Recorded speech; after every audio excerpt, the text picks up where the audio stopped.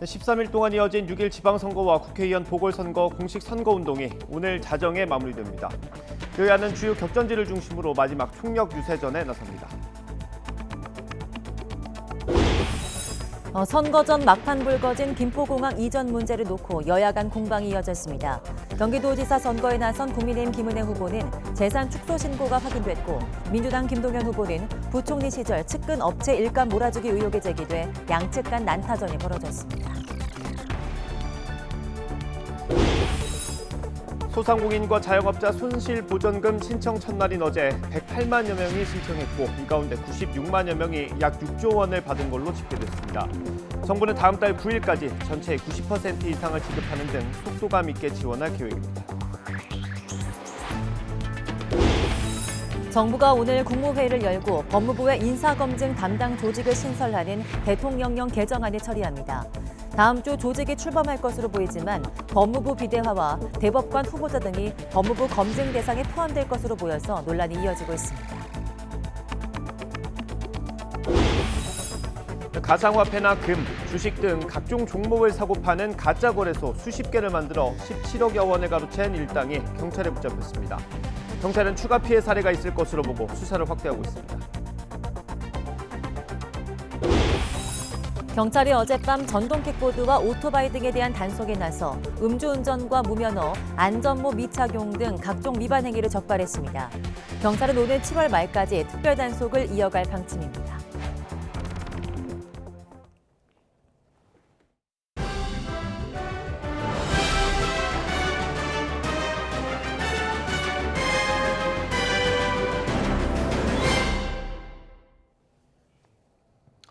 시청자 여러분 안녕하십니까? 네, 5월 31일 굿모닝 YTN 시작합니다. 네, 지역의 일꾼을 뽑는 6일 지방선거 이제 하루 남았습니다. 선거 막판 여당의 수도권 지역 후보들은 합동 유세로 중앙정부와의 공조를 강조했습니다. 당 지도부는 경기와 충청을 포함해 격전지에 힘을 보탰습니다. 김태민 기자입니다.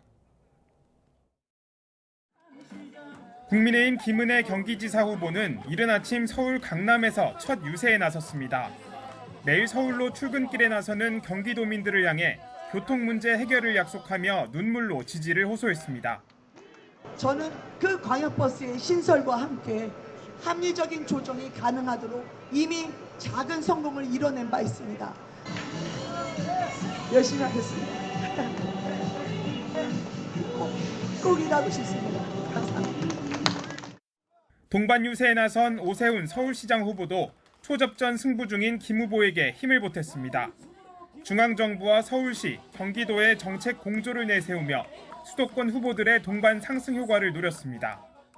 서울, 경기가 함께하면 상승 효과, 시너지 효과가 날 수 있는 정책이 얼마든지 있고 그런 숙제들이 산적해 있어서 한 일주일 전에 우리 두 후보가 함께 하자 하는 것을 약속을 했습니다. 선거전이 막바지로 향하면서 당 지도부의 발걸음도 한층 더 분주해졌습니다. 최대 승부처로 꼽히는 충청권에서 닷새 만에 다시 현장 회의를 열고 지방 권력 교체 필요성을 거듭 강조했습니다. 대전도 이제 바뀌어야 합니다. 권선택, 허태정으로 이어오는 민주당의 대전시정 8년간 대전 경제는 정체되었습니다. 이어진 거리 유세전에서도 집권 여당이라는 간판을 내세워 지역 발전을 약속하며 대선 승리 기억을 상기시켰습니다. 윤석열 대통령께서는 충청권을 본인의 뿌리로 생각하는 그런 대통령이십니다. 저희가 대전에 더 많은 예산을 내려보내고 더 많은 일을 할 수 있도록 지난 지방선거 참패의 서력을 다짐하고 있는 국민의힘은 잠정 우세라는 선거 판세에도 방심하지 않고 막판까지 승부처 공략에 총력을 기울인다는 계획입니다. YTN 김태민입니다. 내용을 거듭했던 민주당 지도부는 이재명 총괄선대위원장을 중심으로 다시 뭉쳤습니다. 윤호중, 박지원 공동비상대책위원장도 새 정부의 독주를 막아달라고 호소했습니다. 김대겸 기자가 보도합니다. 결전의 날을 이틀 앞두고 민주당 지도부가 이재명 총괄선거대책위원장 지역구인 인천 계양을에 집결했습니다. 반드시 투표해야 이긴다며 이 위원장을 구심점으로 열세 판세를 반전하기 위해 한껏 낮은 자세를 취했습니다. 민주당에 대한 실망 역시 잘 알고 있습니다. 변명의 여지가 없습니다. 좌고우면하지 않겠습니다. 오직 국민만 바라보고 국민이 만족하실 때까지 혁신 또 혁신하겠습니다. 윤석열 정부의 독주를 막아내려면 최소한의 균형이 필요하다며 야당 후보 지지를 호소했습니다. 특히 쇄신론으로 갈등을 촉발한 박지원 비상대책위원장도 투톱 파트너인 윤호중 위원장과 다시 손을 잡고 원팀 행보를 재건했습니다. 미래 정책을 준비하는 민주당을 만들겠습니다. 취선 직후 5대 혁신안을 모두 실천해서 똑같은 약속을 다시 하는 일이 없도록 하겠습니다. 수도권 민심 공략에 더해 막판 추경 양상인 강원도에도 화력을 집중했습니다. 지역 수건인 강원특별자치도 법안이 민주당 노력으로 국회 문턱을 넘었다면서 원내 제1당과 이광재 후보에게 힘을 달라고 역설했습니다. 그동안 많은 정치인들이 강원특별자치도 약속을 해왔지만 그 약속을 현실로 만든 것은 이광재 후보이고 또 원내 제1당인 민주당입니다. 최대 격전지 경기도에선 국민의힘 김은혜 후보가 배우자 재산 등 16억 원을 축소 신고한 점을 고리로 파상 공세를 퍼부었습니다. 김 후보 측은 실무자의 실수라고 해명했는데 민주당은 선관위가 재산 신고 오류를 인정한 만큼 후보 사퇴 사유라고 압박했습니다. 김은혜 후보는 경기 도민을 거짓과 위선으로 기만한 것도 모자라 투표일 당일까지 혼란에 빠뜨릴 매우 위험한 사람입니다. 정의당 지도부는 수도권 유세에 집중하며 거대 양당 틈바구니에서 진보정당의 존재감을 부각하는 데 사력을 다했습니다. YTN 김대겸입니다. 국민의힘 김은혜 경기지사 후보 측은 민주당 김동연 후보가 기획재정부 장관 재직 시절 최측근 업체에 일감을 몰아줬다고 비판했습니다.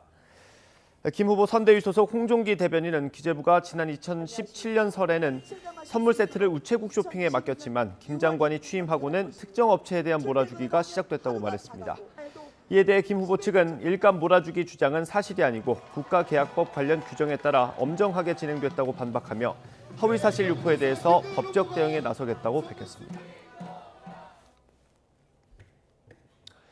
더불어민주당 이재명 후보의 김포공항 이전 공약 발표가 제주에서 최대 변수로 떠올랐습니다. 여당 후보는 연일 비판 강도를 높이고 있고 야당 후보는 갈라치기를 하지 말라며 맞서고 있습니다. 고재영 기자입니다. 이재명 더불어민주당 인천 계양을 국회의원 후보는 김포공항을 이전해 인천 계양과 경기도 김포, 서울 강서 등 수도권 서부를 개발하자는 공약을 발표했습니다. 김포공항은 기능을 분산하고 또 필요한 부분은 인천공항에 통합하되 김포공항은 이전을 해서 수도권 서부 개발하자며 발표한 김포공항 이전 공약이 오히려 지방선거 막판 제주 지역의 뜨거운 감자가 되고 있습니다. 여당인 국민의힘 소속 제주 지역 후보들은 연일 김포공항 이전 공약에 대해 강도 높게 비판하고 있습니다. 이 후보가 인천 계양을 해서 당선되기 위해 제주도민에게 불편을 강요하고 있다고 주장하고 있습니다. 제주 관광산업은 완전히 고사됩니다. 제주 경제가 파탄나고 도민들의 문나들이는 엄청나게 불편해집니다. 이에 대해 더불어민주당 소속 제주지역 후보들은 김포공항 이전 문제는 결과적으로 여당과 정부의 몫이라고 맞서고 있습니다. 또 선거 막바지에 국민의힘이 도민을 갈라치게 하며 갈등을 일으키고 있다고 주장하고 있습니다. 김포공항 이전 발언과 관련해 악의적인 프레임 씌우기에 총력전을 펴고 있습니다. 제주경제 파탄 프레임으로 확산시키며 규탄대회까지 하고 도민을 현혹시키는 전문가들은 김포공항 이전 공약 논란이 제주 지방선거 막판 큰 변수라고 보고 있습니다. 경제적인 변수가 선거에서는 중요한 또 투표 기준이 될 수 있기 때문에 특히 젊은 세대, 경제 변수에 대한 영향을 많이 받는 중도층에게 큰 영향을 주는 변수가 될 것으로 보입니다. 이번 김포공항 이전 공약 논란이 선거 막판 제주 지역 표심을 요동치게 하고 있습니다. YTN 고재영입니다.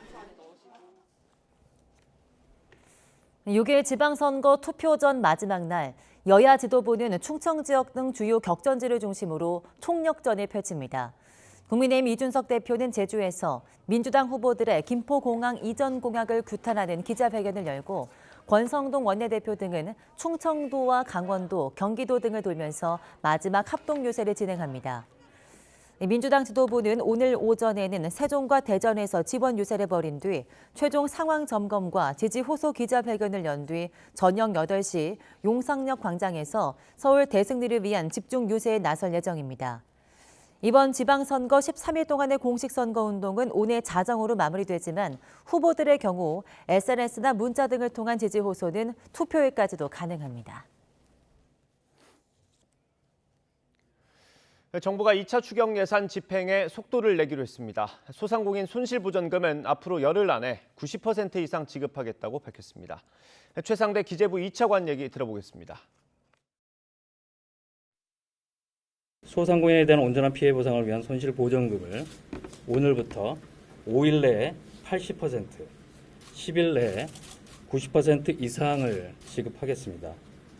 소상공인 지원 및 취약계층 생계비 부담 경감을 위한 지원금 27조 7천억 원이 신속하게 집행될 수 있도록 집중 관리해 나가야겠습니다.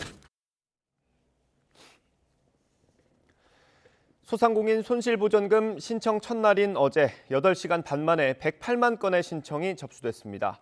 중소벤처기업부는 어제 저녁 6시를 기준으로 108만여 건의 손실보전금 신청이 접수됐다고 밝혔습니다. 첫날 신청 대상이 161만 개 업체인 점을 고려하면 신청률은 67.1% 정도로 집계됐습니다. 신청자의 89.2%인 96만 4천여 건, 모두 5조 9,500억 원이 지급됐습니다. 윤석열 대통령이 기업의 투자를 위해서 규제를 풀라고 주문하면서 복잡한 건 직접 나서겠다고 밝혔습니다.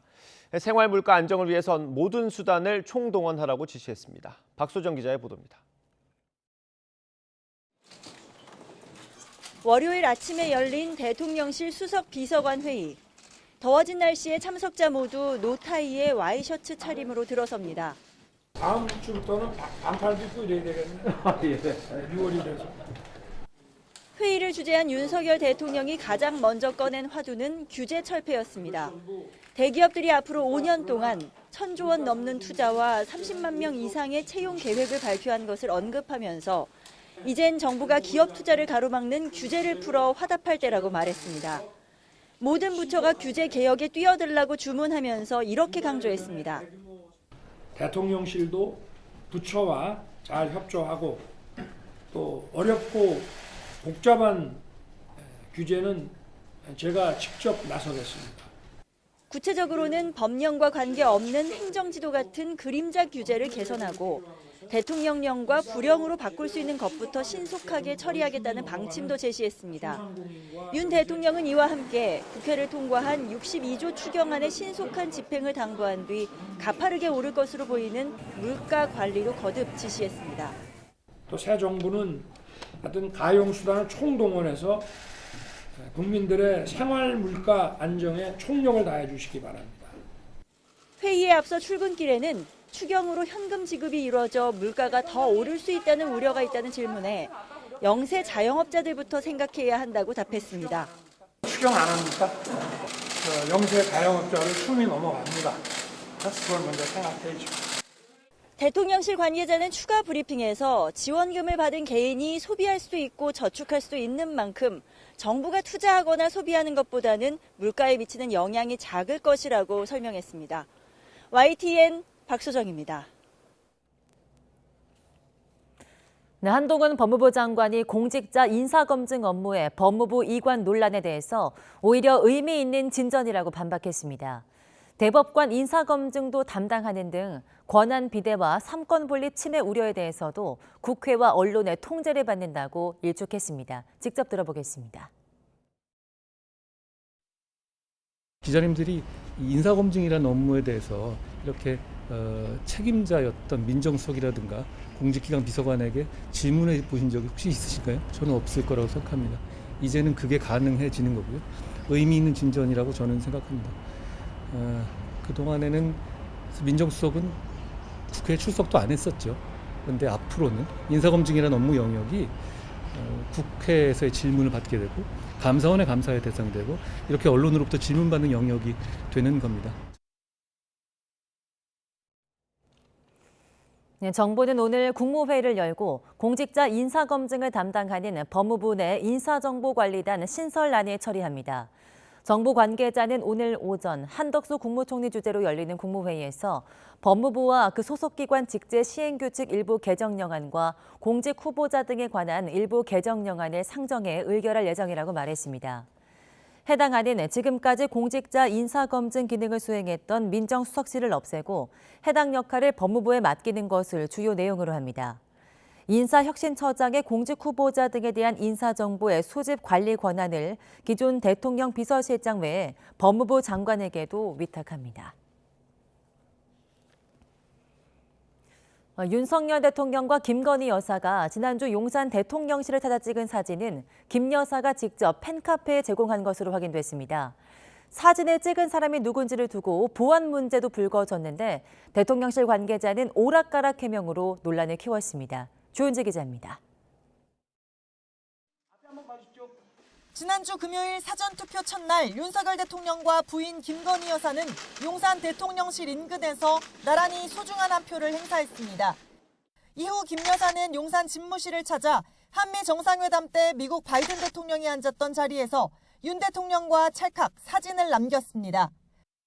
휴일인 이튿날엔 더 편안한 복장으로 반려견까지 안고 역시 5층 집무실을 찾았고 청사 앞 잔디마당에서 즐거운 한때를 보냈습니다.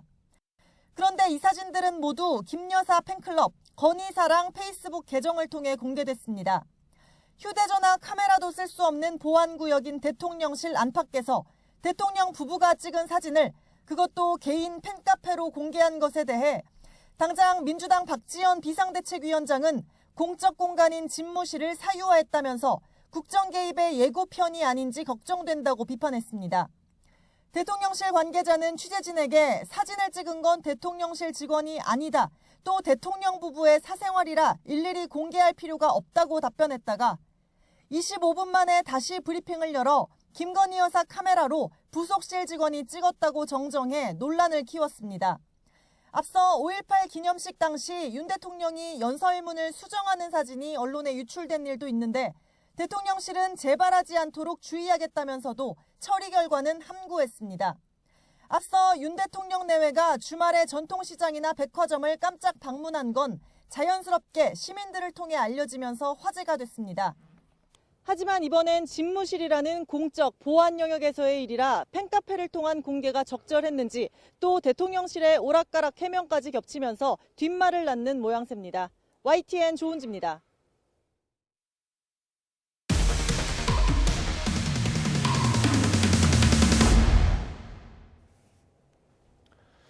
가상화폐와 금에 투자하면 높은 수익을 거둘 수 있다는 걸 미끼로 10억 원이 넘는 투자금을 가로챈 일당이 경찰에 구속됐습니다. 가짜 거래소를 이용해서 투자금을 빼돌려 놓고 투자자들에겐 손실이 발생해 돈을 못 돌려준다고 속였습니다. 김다연 기자가 보도합니다. 한 금융투자 자문업체 홈페이지입니다.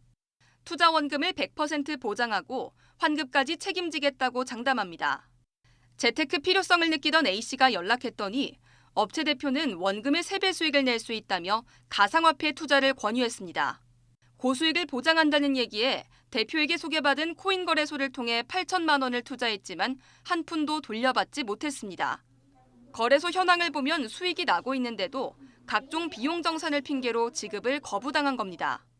1억 얼마까지 됐다고 그러더라고요. 그거를 찾으려고 그러니까 중간중간에 어때서 돈을 내야 된다, 어째서 돈을 내야 된다 계속 그랬는데 맨 나중에는 그 돈을 찾으려면은 계좌 개설을. 금투자에 나섰던 직장인 B씨도 비슷한 일을 겪었습니다. 수익률 3배를 자신하는 전문가로부터 금거래소를 소개받아 2천만 원을 투자했다가 고스란히 떼인 겁니다. 거래소 측은 투자자 실수로 대부분 손실을 봤다고 둘러댔습니다. 주식하고는 관계가 없어요. 다른 사람들 수익 낸 걸 갖다가 가짜로 톡에 올려가지고 그 톡방을 만들어서 냈더라. 그 물이 다 있어요. 두 사람이 받지 못한 투자금은 사기 조직이 고스란히 챙겼습니다. 알고 보니 A씨와 B씨가 가입한 거래소가 가짜였던 겁니다. 사기 조직원 안모 씨 등은 가짜 거래소 홈페이지 수십 개를 만들어두고 투자 권유를 받은 피해자들이 가입해 돈을 넣으면 코인, 금 상품 등이 실제로 매매되는 것처럼 화면을 꾸몄습니다. 이런 식으로 투자자들로부터 가로챈 돈이 지금까지 확인된 것만 17억여 원. 피해자는 20여 명에 달합니다. 안 씨 일당은 빼돌린 돈을 추적하지 못하도록 대포 통장도 무더기로 운용했습니다. 안 씨 일당이 법인 주소지로 꾸며놓은 곳입니다. 이들은 가짜 법인 통장을 만들어 자금을 세탁하기 위해 이런 허위 법인을 4개나 만들었습니다. 경찰은 지난해 말 피해자 고소를 접수하고 수사에 나서 최근 안 씨 등 4명을 사기 혐의로 구속했습니다. 터무니없는 고수익을 미끼로 SNS로 접근하여 투자금을 유도하는 경우 투자 사기임을 의심해야 합니다. 특히 1:1 투자 자문을 받기에 앞서 금융위원회 심사를 거친 정식 업체인지 확인하고 코인 등 상품 거래소도 정부기관 인증을 받았는지 반드시 확인해야 합니다. YTN 김다연입니다. 전동 킥보드 보급이 늘고 이걸 이용하는 사람도 증가하면서 사고가 잦아지고 있습니다. 더욱이 요즘은 심야에 택시 잡기가 어렵다 보니 음주 뒤 공유 전동 킥보드를 타고 귀가하는 사례도 늘고 있는데요. 경찰이 2달 동안 특별 단속에 나섰습니다. 윤혜리 기자입니다. 밤 11시를 조금 넘은 시각. 술을 마신 뒤 전동 킥보드를 타고 귀가하던 남성이 경찰에 적발됐습니다. 좀만 더 됐습니다. 지인들과 맥주 한 잔 마셨다고 변명해보지만 혈중 알코올 농도는 0.076%, 면허 정지 수준입니다. 알고는 있었는데 맥주 진짜 치킨 먹으면 한 잔 먹어가지고. 20대 남녀는 함께 전동 킥보드를 타다가 단속에 걸렸습니다. 헬멧을 착용하지 않은 데다가 알고 보니 면허도 없습니다. 면허가 없는 채로 전동 킥보드를 타셨을 경우에는 10만 원의 범칙금이 발부되게 돼 있어요. 더욱이 앞으로 1년간 운전 면허증도 딸 수 없습니다. 친구가 딱 찍어줘가지고 너무 당황스러워요. 1년 안에 차를 하나 사고 이제 면허를 딸 생각이었는데 큰일 났네요 지금. 동승자가 헬멧을 쓰지 않아 적발된 오토바이 운전자는 경찰관을 따돌리고 도주했지만 소용이 없습니다. CCTV와 번호판으로 신원을 확인할 수 있기 때문입니다. 2시간 동안 경찰에 적발된 교통법규 위반은 모두 8건으로 이 가운데 5건이 전동 킥보드 위법 사례입니다. 올해 1월부터 5월까지 전동 킥보드와 같은 개인형 이동장치로 인한 교통 사망 건수는 모두 25건으로 지난해 같은 기간보다 47% 늘었습니다. 음주운전 적발 건수는 오토바이가 107%로 크게 늘었고 전동 킥보드와 자전거도 각각 89%, 42%나 증가했습니다. 이륜차나 PM 같은 두 바퀴 차는 신체가 노출돼 있다 보니까 차량과 충돌했을 때 또는 도로에 넘어졌을 때 생명이나 신체에 큰 피해를 입을 수가 있습니다. 각종 교통법규를 준수하는 것은 물론이고 안전장구를 반드시 착용하고. 경찰은 오는 7월 말까지 특별 단속을 통해 개인형 이동장치 교통법규 위반 사례에 엄정하게 대응하겠다는 방침입니다. YTN 윤혜리입니다. 산업 현장의 안전을 위한 중대재해처벌법 시행으로 오히려 업무 부담이 늘었다는 현장 노동자의 목소리 어제 전해드렸습니다. 네, 법 시행과 함께 KT 자회사가 내놓은 대책도 내놓았지만 현실성이 떨어지고 노노 갈등을 유발한다는 지적까지 나왔습니다. 이준혁 기자입니다. 사다리를 한 칸 한 칸 올라간 뒤 못을 밟고 전신줄을 계속 타고 올라갑니다. 지역에 따라 작업량의 절반 이상 차지하기도 하는 전신주 등주 작업입니다. 다른 통신사에는 거의 사라진 작업이라 KT가 산재 사고율 압도적 1위를 차지한 원인이기도 합니다. KT 서비스는 중대재해처벌법 시행 이후에도 2인 1조 작업 수칙을 의무화하지 못하고 있다는데요. 이런 기울어진 전신주조차 급하면 혼자 올라가 작업해야 한다고 합니다. 사측은 중대재해처벌법 시행 초기에는 사다리 작업이나 전봇대 등주 작업은 무조건 2인 1조로 하도록 매일 아침 구도로 당부했습니다. 그러나 인력 충원은 없는데 작업 때마다 동료를 불러 2인 1조를 하라고 하니 업무 정체와 민원이 심해져 노동자 판단에 따르도록 한 달여 만에 한 발 물러섰습니다. 업무량 자체가 워낙 많다 보니까 누구를 불러서 하려고 해도 여기도 바쁘고 딴 데도 바쁘고 이런 경우들이 대부분이죠. 적정 업무량 그게 지금 가장 크다고 생각을 해요. 항상 일에 쫓겨서 일을 하니까 사람들이. KT서비스가 중대재해처벌법 대응을 위해 내놓았다는 안전대책을 점검해봤습니다. 작업 전 위험성을 평가해 자가점검을 입력하지 않으면 일하지 못하도록 하는 시스템이 구축돼 있습니다. 작업 기피권을 활용해 반드시 위험작업 2인 1조로 하도록 한다는 사측의 근거이기도 합니다. 실제 현장에선 어떻게 받아들일까? 오전에 회의를 할 때 그 체크리스트를 거기에서 그냥 다 매일 무슨 그 결제 서류 결제하듯이 그렇게 체크하고 나가고 있는 상황이고요. 안전 수칙에 맞게 답한다면 작업할 수 없는 것들이 대부분이라고 보죠. 회사에서 낸 또 다른 대책은 암행감찰. 잠옷 차림으로 나타나 사진을 찍은 뒤 안전수칙 위반으로 적발됐다고 알리고 사라져버리곤 합니다.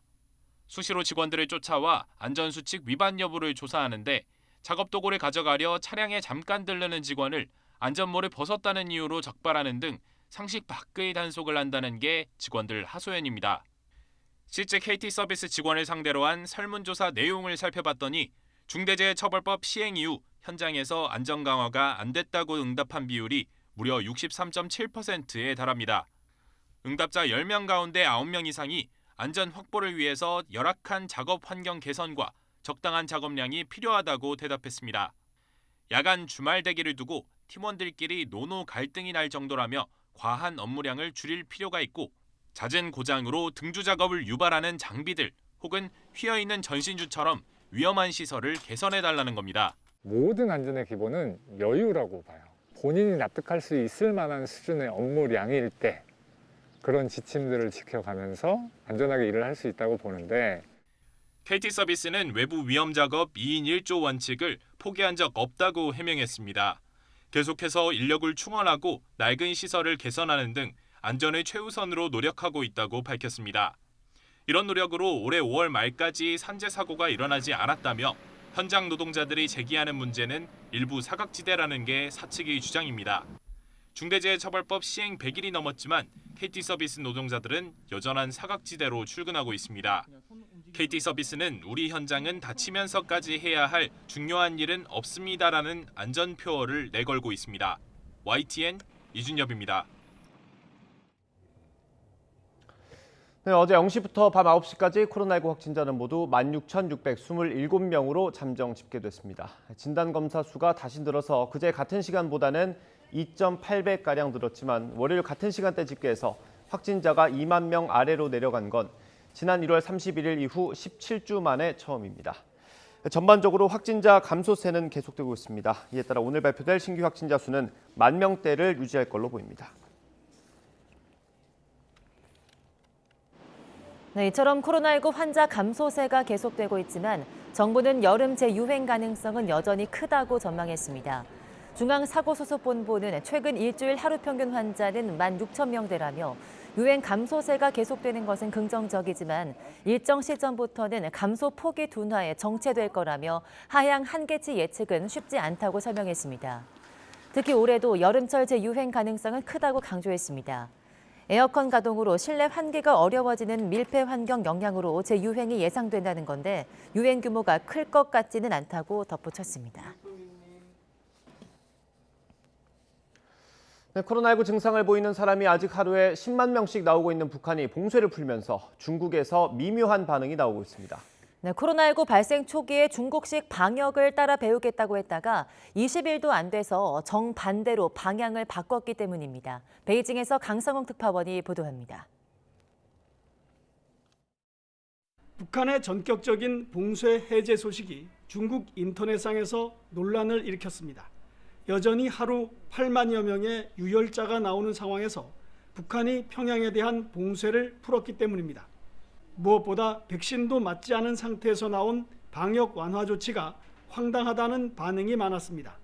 하지만 북한이 일찌감치 봉쇄를 푼 게 잘한 거라는 글도 적지 않았습니다.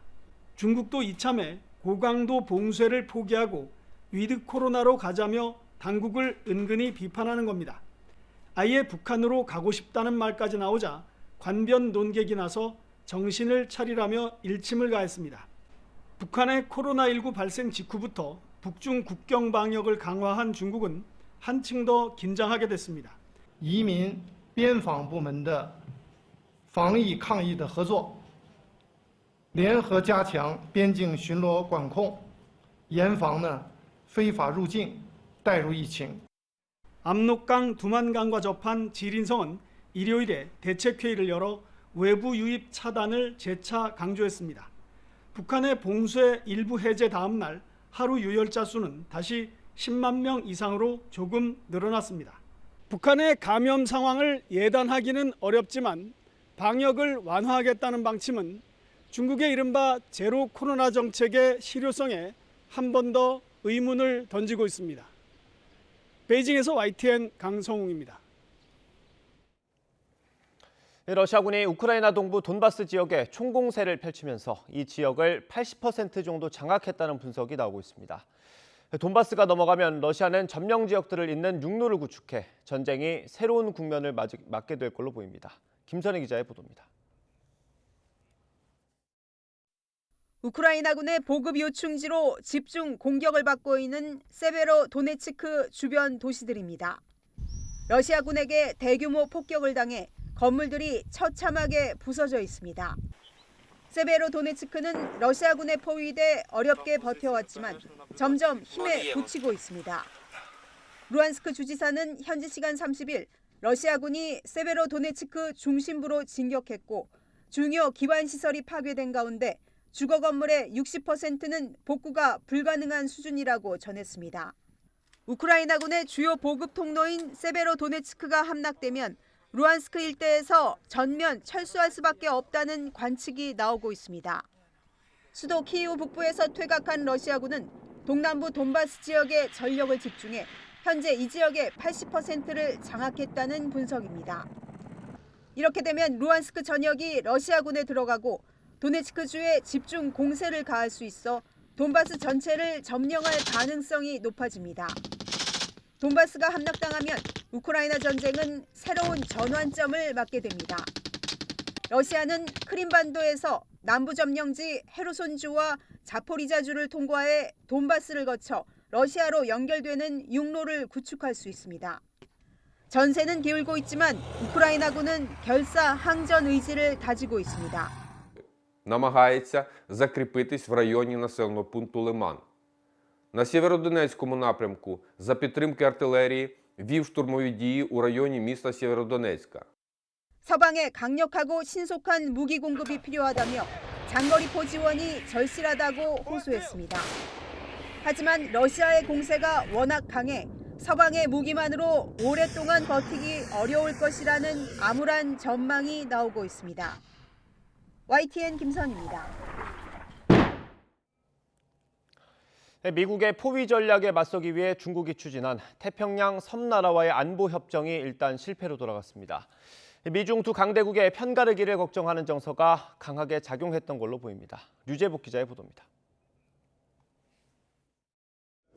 중국이 제안한 태평양 10개 섬나라와의 협정 초안은 포괄적 개발 비전이란 이름이 붙었습니다. 안보와 경제 협력을 획기적으로 늘리기 위해 중국이 제공할 많은 당근책이 담겨 있습니다. 그런데 협정 합의에 실패했습니다. There has been general support from the countries of 10 countries which we have diplomatic relations. But there are some, of course, there are some concerns on some specific issues. 합의 실패의 분위기는 협상 과정에서 이미 감지됐습니다.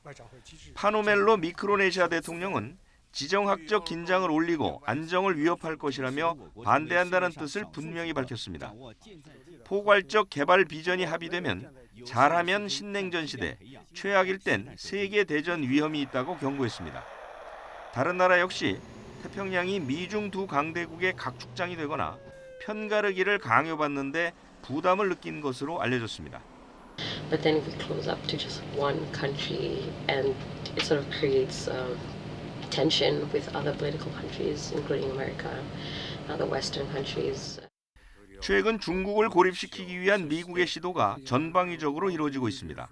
미국과 일본, 인도, 호주가 참여하는 안보협의체 쿼드가 꾸려졌고 인도 태평양 경제 프레임워크, IPEF도 시작됐습니다.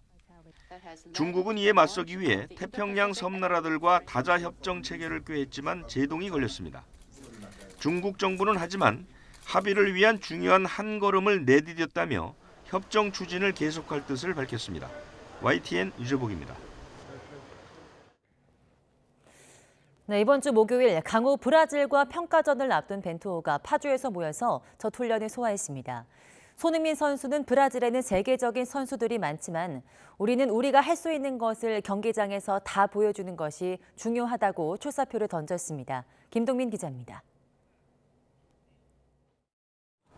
벤투호의 승선한 대표팀 선수들이 하나둘 국가대표팀 트레이닝 센터로 모입니다. 프리미어리그 득점왕 손흥민 선수도 환한 얼굴로 카메라를 향해 손을 흔들며 인사합니다. 앞에 팬들 많이 봤어요? 못 봤어요? 기분 어떠세요?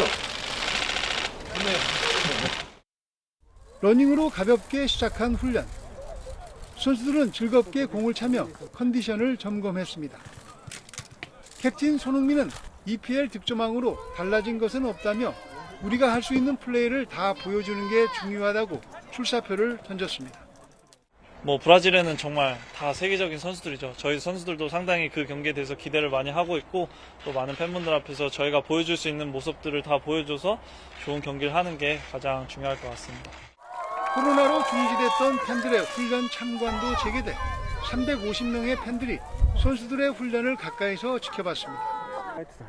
벤투 감독은 브라질전에서 수비를 강화하는 전술적 변화가 있을 수 있음을 시사했습니다. Our wingers needs to defend more in another zones than in the previous game, so will be a different game. 6월 4번의 평가전 가운데 브라질전은 벤투호의 월드컵 본선 경쟁력을 가늠해 볼 수 있는 최고의 빅매치입니다. 벤투호는 브라질전까지 오전 훈련을 하며 손발을 맞추고 또 컨디션도 끌어올린다는 계획입니다. YTN 김동민입니다. 네, 미국 시카고 미술관이 소장한 조선시대 궁중회화 곽분양 행락도가 우리나라에서 보존 처리를 마치고 공개됐습니다. 국외 소재 문화재 재단은 조선시대 왕실 화원이 그린 것으로 추정되는 곽분양 행락도 병풍을 10개월에 걸친 보존 처리를 마치고 미국으로 돌아가기 전 언론에 공개했습니다. 곽분양 행락도는 중국 당나라 때 북위 영화를 누린 분양 곽자이가 호화로운 저택에서 가족과 연회를 즐기는 모습을 그린 조선 후기 그림으로 북위와 다복을 상징합니다. 프랑스 파리 루브르 박물관에 전시 중인 레오나르도 다빈치 작품 모나리자에 케이크를 던진 남성이 경찰에 붙잡혔습니다. 모나리자는 작품 훼손 방지를 위해서 광화 유리판으로 보호되고 있어서 이번 소동으로 훼손되진 않았습니다. 파리 경찰청은 36살 남성을 정신병원으로 옮겼으며 문화재 훼손을 시도한 혐의로 수사를 시작했다고 밝혔습니다. 5월의 마지막 날인 오늘 어제보다 선선하게 출발하고 있습니다. 현재 서울 기온은 14.4도로 어제보다 6도나 낮은데요. 하지만 한낮에는 초여름 더위가 찾아옵니다. 오늘 서울이 한낮에 27도, 경북, 경주는 31도까지 오르는 등 남부지방을 중심으로는 기온이 30도 안팎까지 크게 오르겠습니다. 다만 여름의 문턱에서 아직까지는 일교차가 크게 벌어지고 있으니까요. 출근길 겉옷 잘 챙기시기 바랍니다. 오늘 전국이 대체로 맑겠습니다. 원활한 대기 확산으로 공기도 깨끗하겠습니다. 다만 오전부터 낮 사이 경기 북부와 영서 북부에는 빗방울이 떨어지는 곳이 있겠습니다. 현재 강원과 영남 곳곳에는 건조주의보가 발효 중입니다.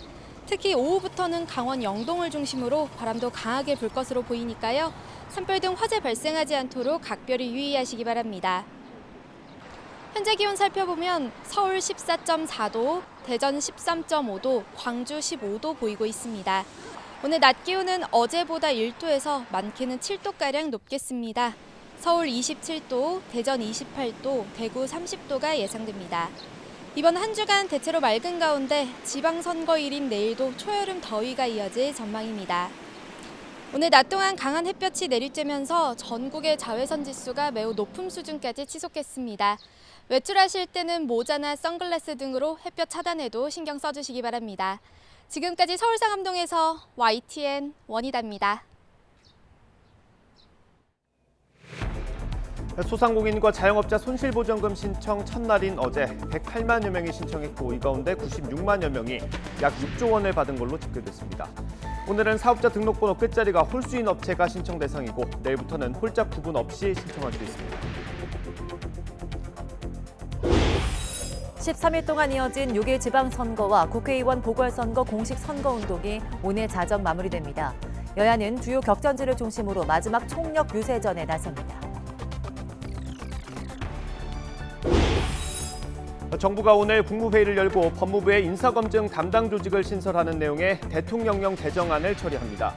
다음 주 조직이 출범할 것으로 보이지만 법무부가 비대화되고 대법관 후보자 등이 법무부 검증 대상에 포함될 것으로 보여서 논란이 이어지고 있습니다. 가상화폐나 금, 주식 등 각종 종목을 사고 파는 가짜 거래소를 수십 개 만들어서 17억여 원을 가로챈 일당이 경찰에 붙잡혔습니다. 경찰은 추가 피해 사례가 있을 것으로 보고 수사를 확대하고 있습니다.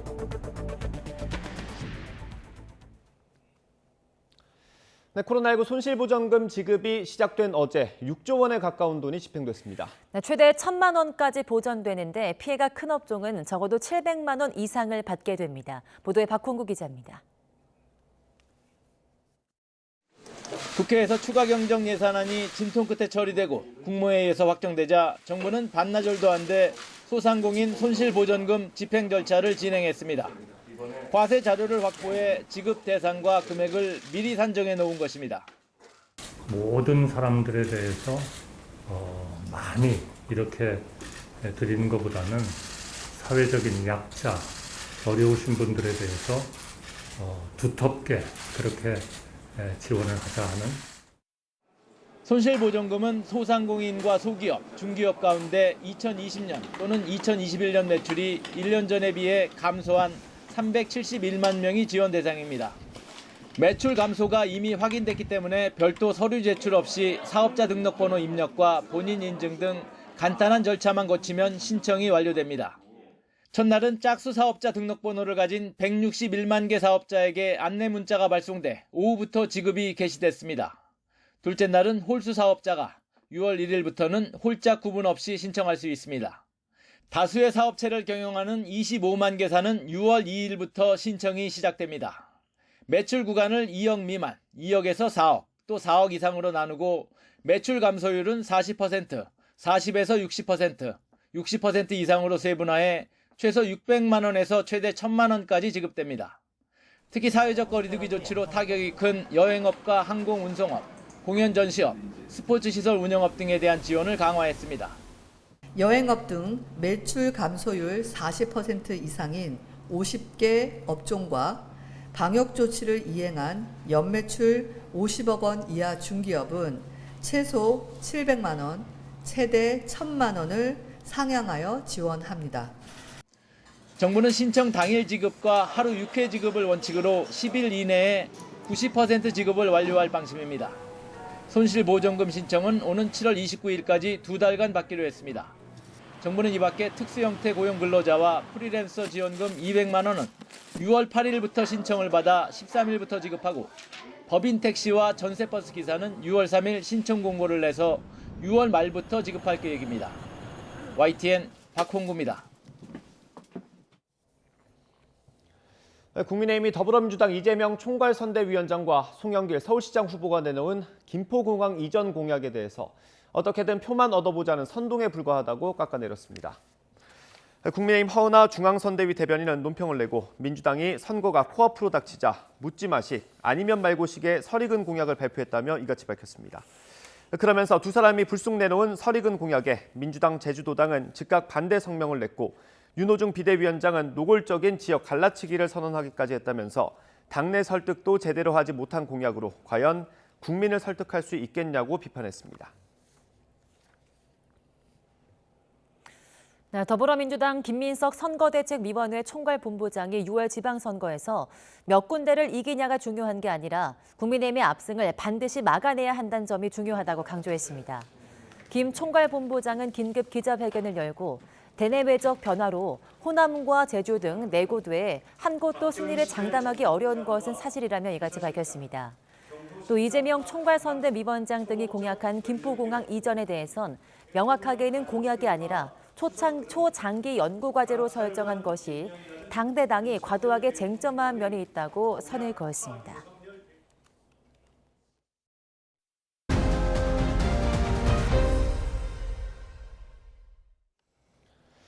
시장이나 도지사에 출마해서 어려운 선거에서 이기면 단번에 대권 잠룡으로 거론되기도 합니다. 실제로 역대 광역단체장 가운데 적지 않은 사람이 대권에 도전했는데 현실은 녹록지 않았습니다. 네, 지방선거, 과연 대권의 지름길인지 따져봤습니다. 민심연구소의 분석 보겠습니다. 지방선거가 이른바 대권의 길목으로 여겨지는 이유. 행정 경험과 정치력을 인정받은 광역단체장들이 대권 주자로 발돋움하는 경우가 있기 때문이죠. 지방자치제 부활 이후 치러진 7차례 지방선거 그리고 재보궐선거를 통해서 민심의 선택을 받은 광역단체장은 모두 76명입니다. 이 가운데 30명이 대선 출마를 시사하거나 선언을 한 적이 있습니다. 10명 중에 4명꼴로 이 대통령의 꿈을 드러낸 겁니다. 지역에 따라서 좀 나누어서 보겠습니다. 수도권 광역단체장 16명 가운데 11명이, 비수도권 단체장은 60명 중에 19명이 대권 도전을 시사를 하거나 출마를 언급했습니다. 수도권 광역단체장은 70% 가까운 사람들이 대권을 꿈꾸었다고 볼 수가 있겠습니다. 이 광역단체장이 대권 길목으로 인식되기 시작한 건 지난 2007년 대선 무렵인데요. 이때부터 광역단체장의 대선 출마가 눈에 띄게 증가하는 것을 보실 수가 있습니다. 이 대권을 꿈꾸는 광역단체장들이 늘어나게 된 배경은 뭘까요? 우선 YS와 DJ로 대표되는 거물급 정치인의 시대가 막을 내렸다는 점을 꼽을 수 있고요. 그리고 비주류로 분류가 되던 노무현 전 대통령의 당선 역시 대통령직 도전의 문턱을 낮춘 하나의 요인으로 보입니다.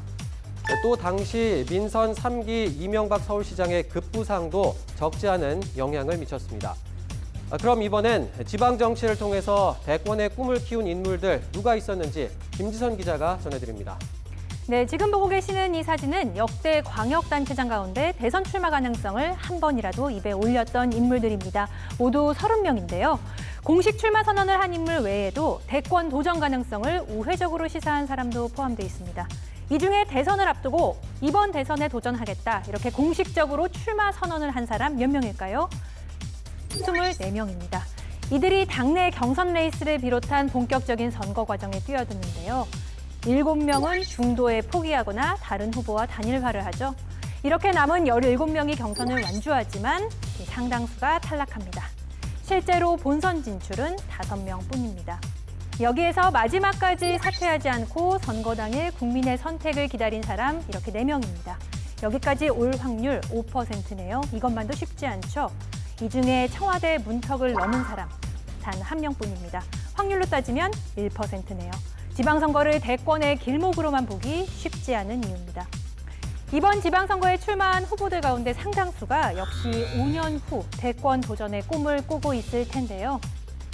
실제로 일부는 지난 대선 후보로 나섰다가 낙방한 뒤 이렇게 다시 이번 지방선거에 출마했습니다. 5년 후 일은 누구도 모르지만 대권 도전에 앞서 우선 4년 동안의 지방행정을 성공적으로 이끌어야겠죠. 물론 그 전에 이번 선거의 문턱을 넘어야 할 거고요. 지금까지 민심연구소에서 전해드렸습니다. 네, 이번 지방선거에서는 투표용지를 모두 7장 받습니다. 여기에 보궐선거가 치러지는 곳이라면 한 장이 추가됩니다. 네, 투표용지를 모두 다른 색으로 구분해 놓긴 했지만 미리 알고 가시면 더 수월하실 겁니다. 영상으로 짚어보겠습니다. 이번 지방선거에서 기표할 용지는 모두 7장. 먼저 교육감, 광역단체장, 그리고 기초단체장 투표용지를 받아 1차 투표를 합니다. 교육감 선거 투표용지는 유일하게 가로형인데요. 기호, 정당 이름이 없습니다. 후보자 이름을 잘 파악해둬야겠죠? 1차 투표가 끝나면 이제 나머지 4장도 받는데요. 지역구 기초의원 투표용지에는 기호 옆에 가나다 표시가 있습니다. 한 정당에서 여러 후보가 출마하는 경우인데 반드시 한 명에게만 기표해야 합니다. 나의 소중한 한 표, 무효표 처리되면 곤란하겠죠. 반드시 정규 기표 용구를 사용해야 합니다. 조금 덜 찍혀도 정규 기표 용구라는 게 확실하다면 인정되고요. 청인, 그러니까 용지에 도장이 있고 어느 후보를 찍었는지 명확해야 합니다. 그러면 문제를 풀어볼까요? 도장을 여러 개 찍었을 때 이 투표용지는 인정됩니다. 여백 개 찍은 도장이 다른 후보자란 선에 닿지 않았기 때문입니다. 일부가 찍힌 투표용지들인데요. 이렇게 청인이 남아있고 한 후보에만 명확히 도장이 찍힌 건 인정됩니다. 여백에다 도장을 찍은 것들인데요. 한 명의 후보자란에 선이 닿았다면 그 후보를 찍은 것으로 인정됩니다. 인주가 다른 후보 칸에 묻었거나 투표용지를 접으면서 다른 칸에 묻은 것, 둘 다 유효합니다. 하지만 기껏 투표하고 나서 공명선거나 자신의 이름 등을 적어 넣으면 모두 무효 처리된다는 점 명심하세요.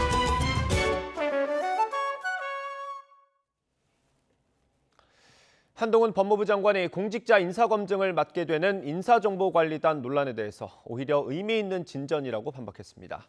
하지만 야권을 중심으로는 사법부의 독립성 침해와 삼권분리 파괴라는 비판까지 나오고 있습니다. 우철희 기자의 보도입니다. 매일 아침 출근길 기자들의 질문에 일체 언급을 자제하고 있는 한동훈 법무부 장관이 김명수 대법원장을 예방하기에 앞서 작심한 듯 입을 열었습니다. 이른바 왕 장관 논란이 가라앉지 않고 있는 공직자 인사검증 업무의 법무부 이관에 대해 오히려 의미 있는 진전이라면서 당위성을 부각하고 나선 겁니다. 과거에 있었던 그 정치 권력의 내밀한 비밀 업무라는 영역에서 늘공들의 통상 업무로 감시받는 통상 업무로 전환되는 의미 있는 진전이라고. 특히 관행적으로 국회에 출석하지 않는 청와대 민정수석 대신 국회와 감사원, 언론의 민주적 통제가 가능해졌다는 점을 이렇게 역설했습니다. 기자님들이 인사검증이라는 업무에 대해서 이렇게 책임자였던 민정수석이라든가 공직기강 비서관에게 질문해 보신 적이 혹시 있으실까요? 저는 없을 거라고 생각합니다. 이제는 그게 가능해지는 거고요. 하지만 야권과 시민단체는 거듭 날을 세웠습니다. 더불어민주당은 윤석열 대통령 임기 중 대법관과 헌법재판관 등 최고법관 23명 중 22명이 교체된다는 점을 집중 거론하면서 이에 대한 인사검증까지 법무부가 맡게 되면 사법부 독립성 침해이자 삼권분리 파괴라고 맹비난했습니다. 한마디로 대법관, 헌법재판관 인사가 한동훈 장관의 손에 달린 것입니다. 명백히 사법부의 독립성을 침해하고 우리 헌법의 근간인 삼권분립을 뒤흔들 오만입니다. 참여연대도 문재인 정부 5년 검찰보고서 발간을 통해 윤석열 정부의 검찰공화국 우려가 현실화하고 있다면서 감시와 견제 강화가 필요하다고 밝혔습니다. 법무부 인사정보관리단 출범 등 공직자 인사검증 업무에 법무부 이관을 담은 시행령 개정안은 오늘 국무회의 통과를 앞두고 있습니다. 하지만 법령 개정이 끝나도 공직자 인사검증 때마다 적절성 논란은 좀처럼 잦아들지 않을 전망입니다. YTN 우철입니다. 김승희 보건복지부 장관 후보자가 세종시 아파트 갭 투자 의혹을 전면 부인했습니다. 실제로 살기 위해 분양받았던 걸 살지 못하게 돼 팔았다면서 투기 목적이 아니었다고 강조했습니다. 기정훈 기자의 보도입니다. 정호영 후보자 사퇴 일주일 만에 장관 후보자 사무실로 첫 출근한 김승희 보건복지부 장관 후보자는 책임감을 느낀다며 여성의 강점을 살리겠다는 포부를 밝혔습니다. 여성의 그 섬세하고 그리고 부드럽고 따뜻한 그런 시각으로 우리 사회에 고통받고 있는 보이지 않는 어두운 곳에 있는 그런 면면까지도 따뜻하게 보듬을 수 있는 그런 복지 정책을. 세종시 아파트를 특별 분양받아 세만 주다가 매각했다는 이른바 갭 투자 의혹은 강하게 부인했습니다. 김 후보자는 실제 살려고 분양받았지만 입주 전에 퇴직하게 돼 세를 준 것이라고 해명했습니다. 그리고 다시 식약처장으로 발령받았을 땐 세입자의 계약 기간이 남아 들어갈 수 없었다며 절대 투기가 아니라고 강조했습니다. 그 아파트는 지금 굉장히 고액입니다. 그래서 투기 목적이었다면 그거를 지금까지 소유하고 있지 그걸 팔았겠습니까? 그래서 저는 갭 투자는 아니라고 생각이 들고요. 장녀가 할머니의 상도동 아파트를 산 것도 수입 없는 고령의 할머니의 주거가 불안정해질 것을 걱정한 손녀의 배려였다고 반박했습니다. 우리 딸이 또 어렸을 때 할머니가 키워주신 것도 있고 그래서 본인이 그거를 그 당시에 시세대로 매매하고 전세계약서를 다 그 시세대로 해갖고 세금은 다 냈습니다. 막말 논란에 대해서는 의정생활 때 정부를 견제하고 비판한 발언이 부메랑이 됐다면서 청문회에서 충분히 설명하겠다고 말했습니다.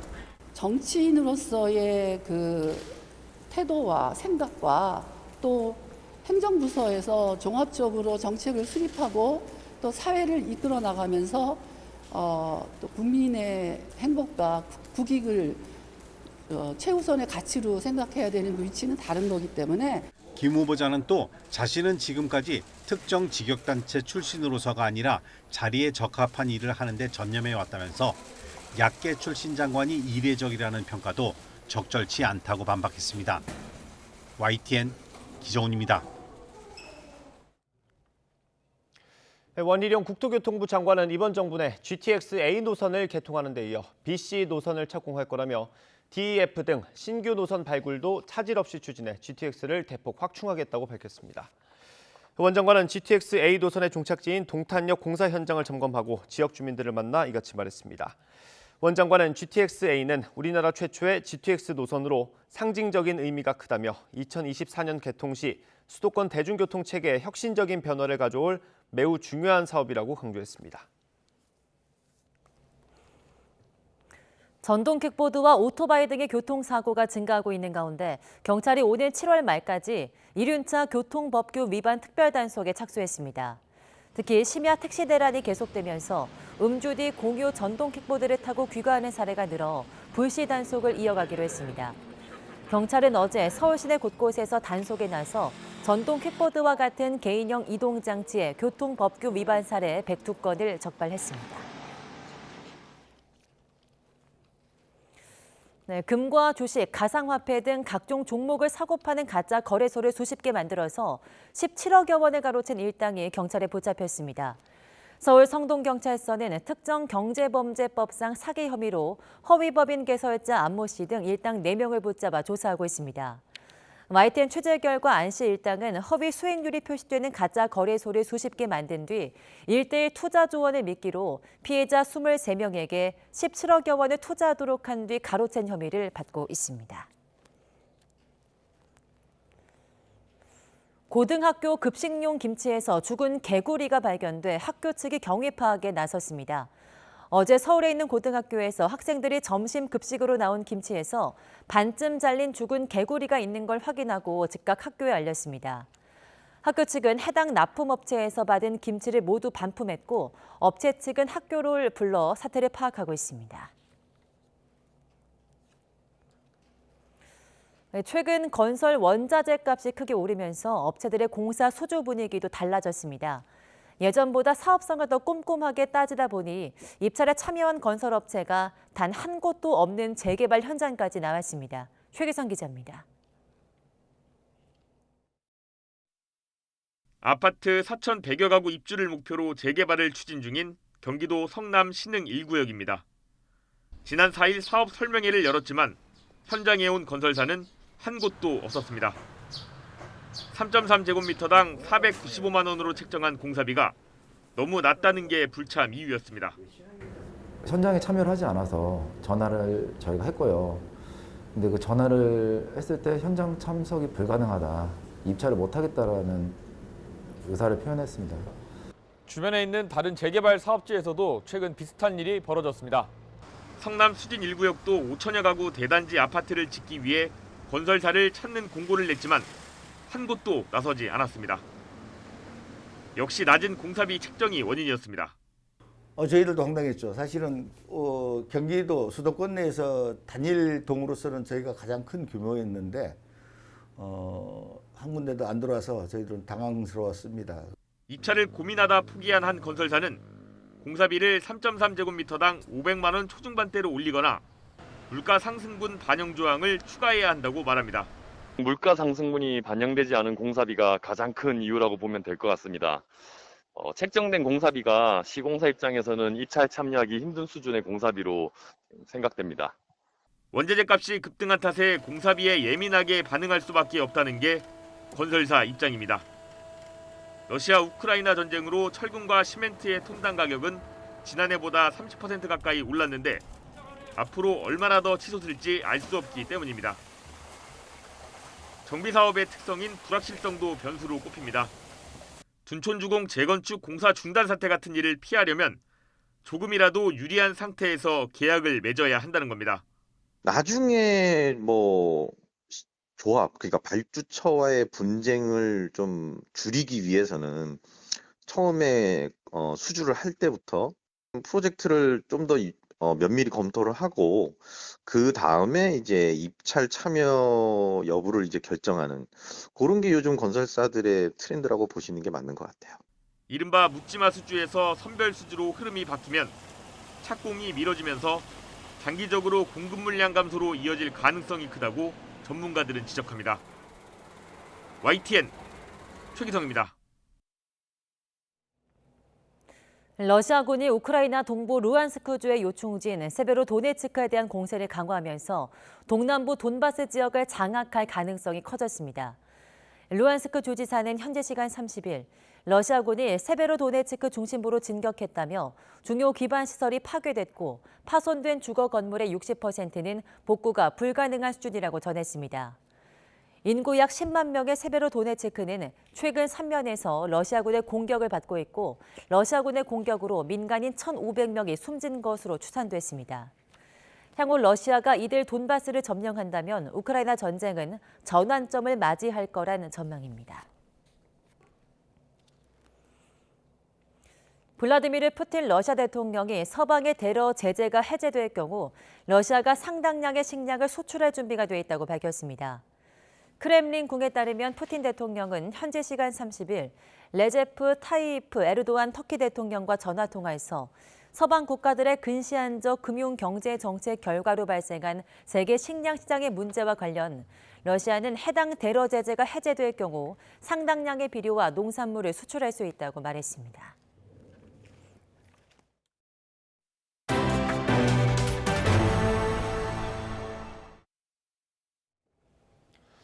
다음 달 15일 누리호 2차 발사가 예정돼 있습니다. 누리호에는 위성이나 엔진과 같은 주요 장비 외에도 36만 개의 부품이 탑재됐습니다. 네, 부품을 만들고 검증하는 데 참여한 300여 개의 협력업체는 이번 발사를 성공으로 이끌기 위해서 총력전을 벌이고 있습니다. 보도에 최소라 기자입니다. 경상남도 사천의 한 공장. 작업자들이 전선을 꽈배기처럼 꼬아 굵은 묶음을 만들고 있습니다. 발사체 부품을 서로 연결해 신호를 주고받을 수 있게 해주는 누리호의 신경망 와이어 하네스입니다. 3,300도의 초고온과 영하 183도의 극저온은 물론 심한 진동까지 견뎌야 하기 때문에 일반 전선보다도 훨씬 견고하게 만들었습니다. 자재를 선정하는 데 있어서 꾸준한 성능은 기본이지만 그런 환경의 변화에 대해서도 동일한 성능을 낼 수 있는 신뢰성이 확보된 자재를 선택하는 것들이 가장 최우선이었습니다. 밀폐된 공간에 안테나가 설치됐습니다. 우주와 비슷한 환경을 조성해놓고 한쪽 벽에서 전송한 신호가 반대쪽까지 무사히 도달하는지 실험하는 겁니다. 누리호의 비행기를 안내해줄 내비게이션 기술인데 이를 통해 누리호는 극한 환경에서도 위성과 신호를 주고받고 목표 궤도를 향해 날아갈 수 있습니다. 1단 분리할 때 충격, 2단 분리할 때 충격, 이제 3단까지. 큰 충격이 오다 보니까 저희 장비들이 문제가 생길 수가 있어요. 그런 문제점을 해결하기 위해서 저희 기구적인 설계를 보강하든지 여러 가지 시험을 좀 더 해서 누리호 2차 발사를 완전한 성공으로 이끌기 위한 성능 시험도 꼼꼼히 진행됐습니다. 1차 발사의 실패 원인이었던 헬륨 탱크의 고정부 문제를 그대로 재현해 개선점을 마련하고 새로운 모델의 성능을 검증하는 작업입니다. 다시 그 문제가 없는지 검증하는 시험 평가 업무를 지원을 했었습니다. 그래서 아마 1차 발사에 문제가 됐던 부분은 어쨌든 개선이 됐던 걸로 시험 결과 확인이 되고 있고요. 300여 곳의 민간 기업, 1000여 명의 연구진, 순수 우리 기술력으로 완성된 누리호에는 이들의 손이 닿지 않은 곳은 어디에도 없습니다. 지난 1차 발사에서 그동안 쌓은 기술력을 검증한 우리 연구진은 2차 발사를 완전한 성공으로 이끌기 위해 전력을 다하고 있습니다. YTN 사이언스 최소라입니다. 지난 2004년 지리산에 방사된 반달 가슴곰이 올해 첫 증손주를 받습니다. 4세대의 새끼 곰이 발견됐는데 지리산 반달곰 가족 숫자도 79마리로 늘었습니다. 최명신 기자입니다. 동면지 인근에 설치된 무인 센서 카메라에 곰나들이 나온 반달 가슴곰 가족이 잡혔습니다. 새끼곰이 엄마 등에 올라타 연신 재롱을 부립니다. 다음 날엔 나뭇가지를 붙잡고 힘자랑을 해봅니다. 아직 몸의 균형을 잡는 게 익숙지 않은 듯 벌러덩 밑으로 미끄러집니다. 빨리 따라오라는 엄마의 신호에 있는 힘껏 발걸음을 재촉합니다. 지난 2004년 지리산에 방사된 반달 가슴곰 RF5의 첫 증손주가 탄생했습니다. 성별은 아직 미확인 상태입니다. 엄마는 4살 된 KF94로 RF5의 손녀입니다. 증조 할머니인 RF5는 2004년 지리산에 방사된 최초 6마리 개체 가운데 한 마리로 올해도 새끼를 낳는 놀라운 번식력을 과시했습니다. 올해 18살로 사람 나이로 70대에 해당하는 고령 반달 가슴곰이 새끼를 낳은 건 흔치 않은 사례입니다. KF94번 개체가 출산한 새끼는 지리산에서 태어난 4세대 개체로 국립공원 내에서 반달 가슴곰 보건 사업이 안정적으로 추진되고 있음을 보여주고 있습니다. 현재까지 지리산과 덕유산, 가야산 일대에 서식하는 반달 가슴곰은 올해 태어난 5마리를 합해 79마리로 추정됩니다. 국립공원 측은 반달 가슴곰이 활발하게 활동할 시기가 다가옴에 따라 탐방객들이 지정된 정규 탐방로를 이용해 주길 당부했습니다. YTN 최명신입니다. 외딴섬에 사는 어르신들을 찾아가 한글이나 건강문화 교육의 기회를 드리는 경기도 안산의 프로그램이 좋은 반응을 얻고 있습니다. 비록 한 달에 한두 번 있는 교육이지만 소일거리가 마땅치 않은 어르신들에게는 너무나 반갑고 기다려지는 시간이라고 합니다. 김학무 기자입니다. 바다가 내려다 보이는 외딴 섬 마을의 복지회관. 할머니들이 모여 모처럼 재미있는 시간을 보냅니다. 육지에서 찾아온 강사를 따라 몸을 푸는 건강체조. 몸이 굳어 여기저기 아프기도 하지만 오랜만에 깔깔 웃는 시간이 재미있기만 합니다. 이번엔 과학 시간이라도 된 듯 몇몇 약품을 섞어 병에 담습니다. 모기 기피제를 만드는 건데 몸이 여기저기 가려운 어르신들이 요긴하게 쓸 수 있습니다. 밭에도 그렇고 집에도 그렇고 모기가 엄청 많은데 선생님들이 이걸 가르쳐서 만들어가지고 이거 바르는 동안은 엄청 편안하고 모기도 안 물고. 이 섬의 어르신들은 10여 명. 한 달에 한두 번 한글 익히기와 휴대전화 사용법, 민요, 비누 만들기, 건강체조 등을 배웁니다. 바닷일이나 농사일이나 그저 일뿐이었던 어르신들에게 너무 기다려지는 시간입니다. 일단 가깝지 않고 시간 잘 가고 다 배 타고 차 타고 오셔서 노인들한테 그렇게 봉사를 해주시니까 우린 너무 감사하지요. 천연 염색을 하든 핸드폰 사용을 배우시든 아니면 화장품을 만드는 것들이 굉장히 기뻐하세요. 그래서 이런 기회가 좀 더 많이 늘어나면 함께 더불어 행복할 것 같습니다. 고령 인구가 급격히 증가하는 점을 고려하면 이런 찾아가는 평생학습 프로그램이 더 늘어나야 할 것으로 보입니다. YTN 김학무입니다. 5월의 마지막 날인 오늘은 초여름 더위가 이어지겠습니다. 오늘 서울의 한낮 기온 27도로 어제보다 2도가량이 높겠고요. 남부지방을 중심으로는 30도 안팎의 때이른 더위가 기승을 부리겠습니다. 오늘 경기 북부와 영서 북부 지방에는 오전부터 낮 사이에 빗방울이 떨어지는 곳이 있겠고요. 그 밖의 지역은 대체로 맑은 가운데 낮 동안에 자외선이 무척 강하겠습니다. 또 건조특보가 내려진 강원 동해안에는 오후부터 바람까지 강하게 불 것으로 보이니까요. 화재 예방에 신경 써주셔야겠습니다. 현재 기온 살펴보도록 하겠습니다. 현재 서울 기온은 14.3도, 대전은 13.7도, 부산은 18.8도를 나타내고 있습니다. 오늘 낮 동안에는 반소매 차림이 더 어울리겠는데요. 오늘 서울의 한낮 기온은 27도, 대전은 28도, 광주는 29도까지 오르겠고요. 대구는 30도까지 치솟겠습니다. 지방선거일인 내일도 대체로 맑은 가운데 초여름 더위가 이어질 전망입니다. 지금까지 날씨 정보였습니다.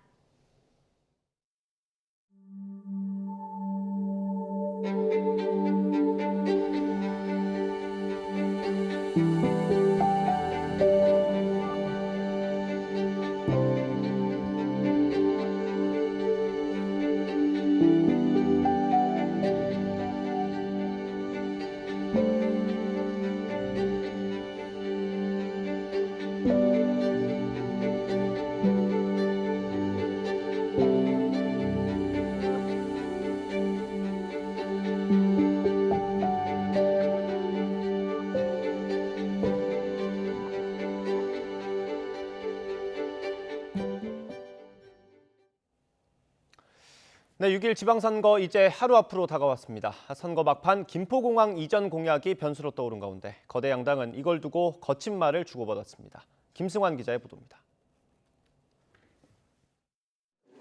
민주당의 수도권 서부표심 공약을 위한 김포공항 이전 카드에 대해 국민의힘은 허언증이자 유권자에 대한 협박으로 규정하고 맹비난했습니다.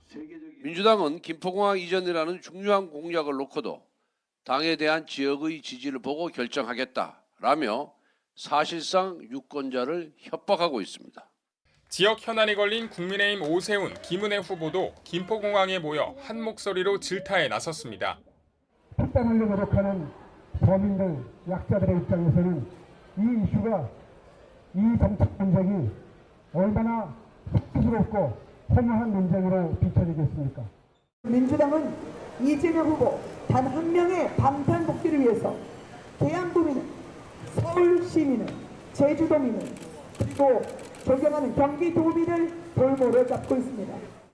여당의 총공세 속에서 민주당은 오세훈 후보를 겨냥해 김포공항을 이전한다고 해서 제주 관광산업이 영향을 받지 않는다며 악당의 생떼라는 표현까지 쓰면서 반박했습니다.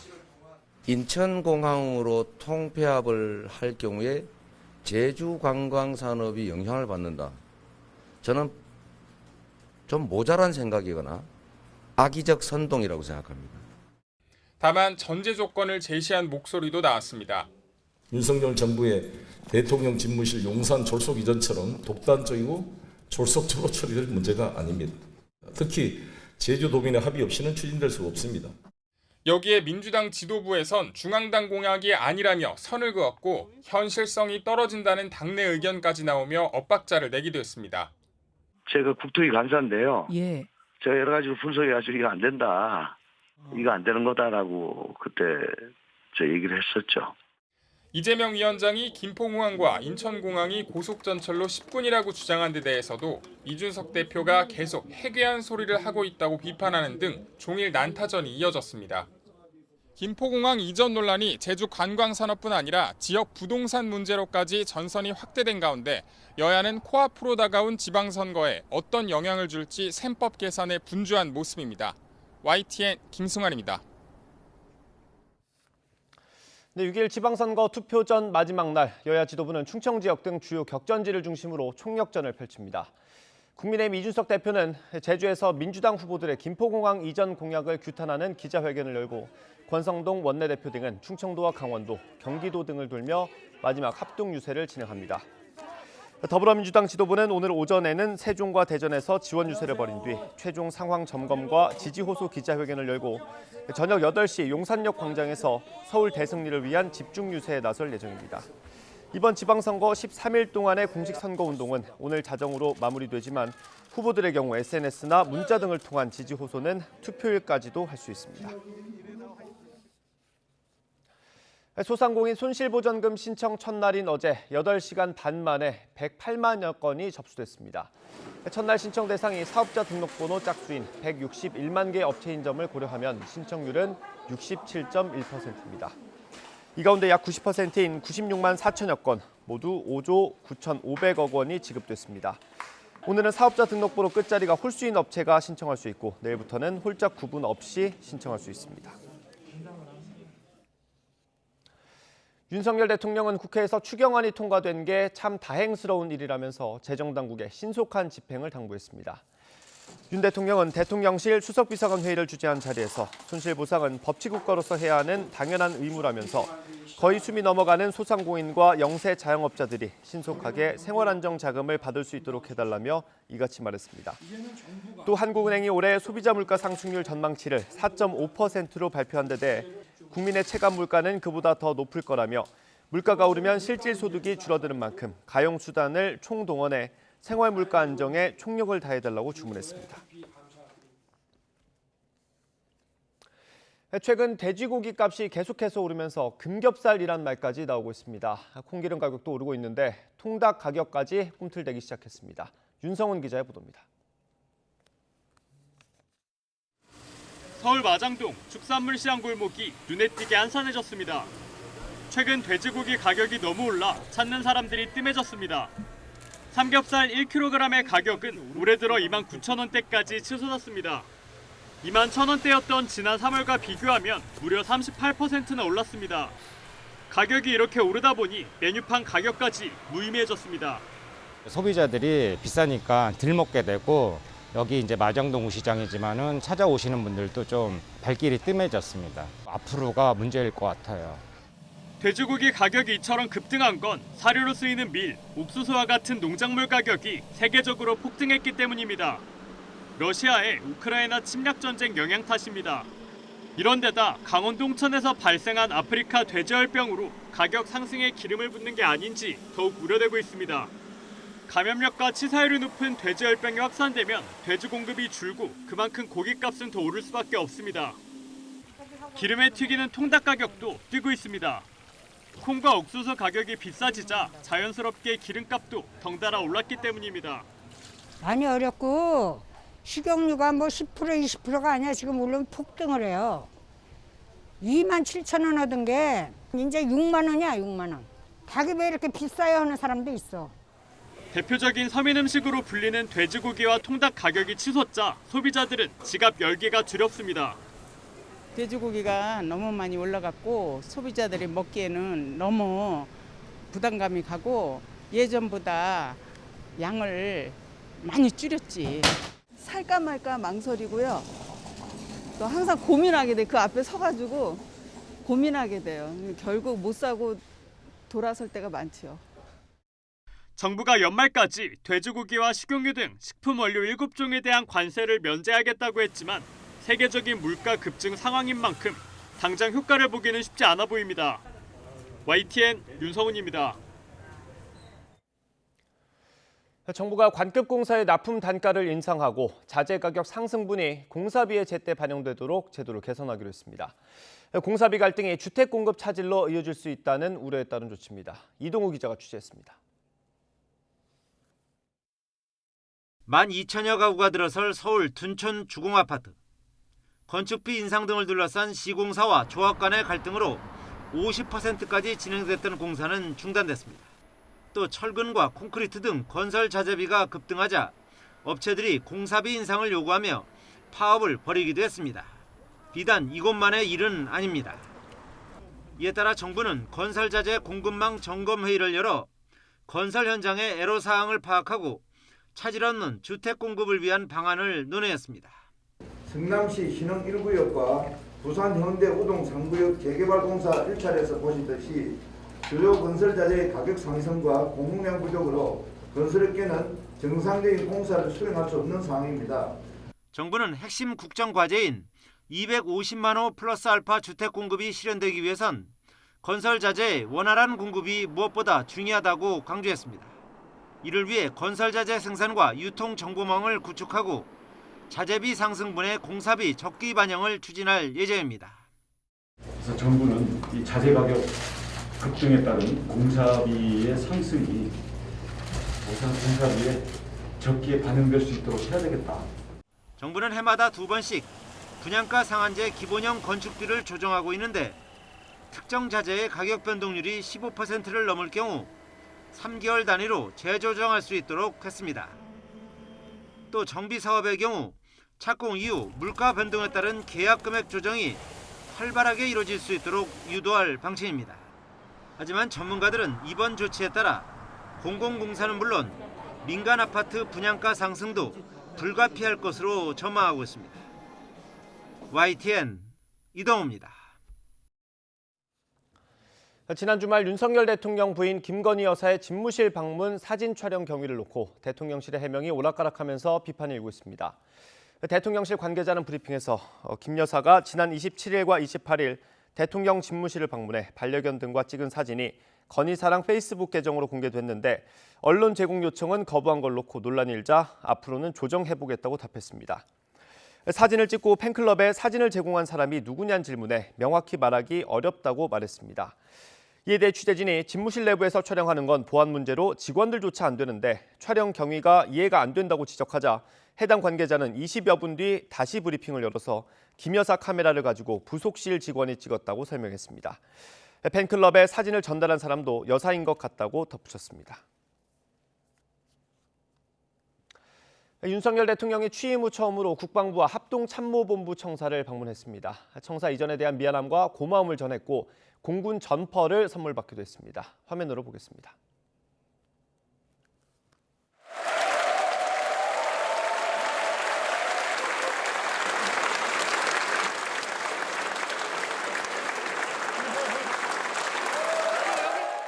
제가 원래 이 뚱뚱해가지고 이 몸에 맞는 옷이 잘 없어서 이태원 가서 옷을 잘 사고 하는데 저 몸에 딱 맞는 이 점퍼를 여러분께서 준비해 주셔서 정말 고맙습니다. 앞으로 뭐 좀 안보 상황이 좀 엄중하거나 민방위 훈련을 할 때 좀 자주 여러분께서 선물 주신 옷을 입도록 하겠습니다.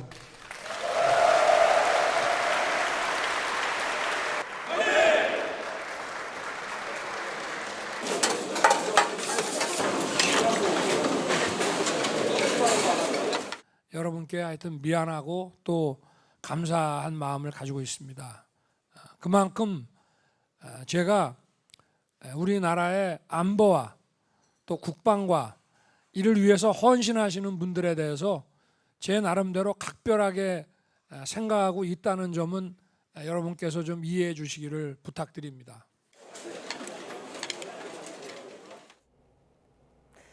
코로나19 확진자 감소에 따라 내일부터 생활치료센터와 임시선별검사소의 운영이 중단됩니다.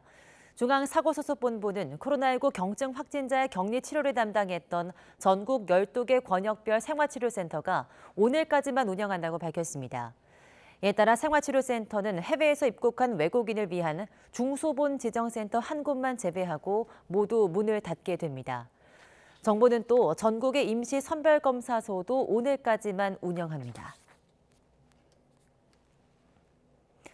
남아공 인구 97%가 코로나19 항체를 보유한 것으로 추정되는 상황에서도 5차 대유행을 겪고 있다는 분석이 나왔습니다.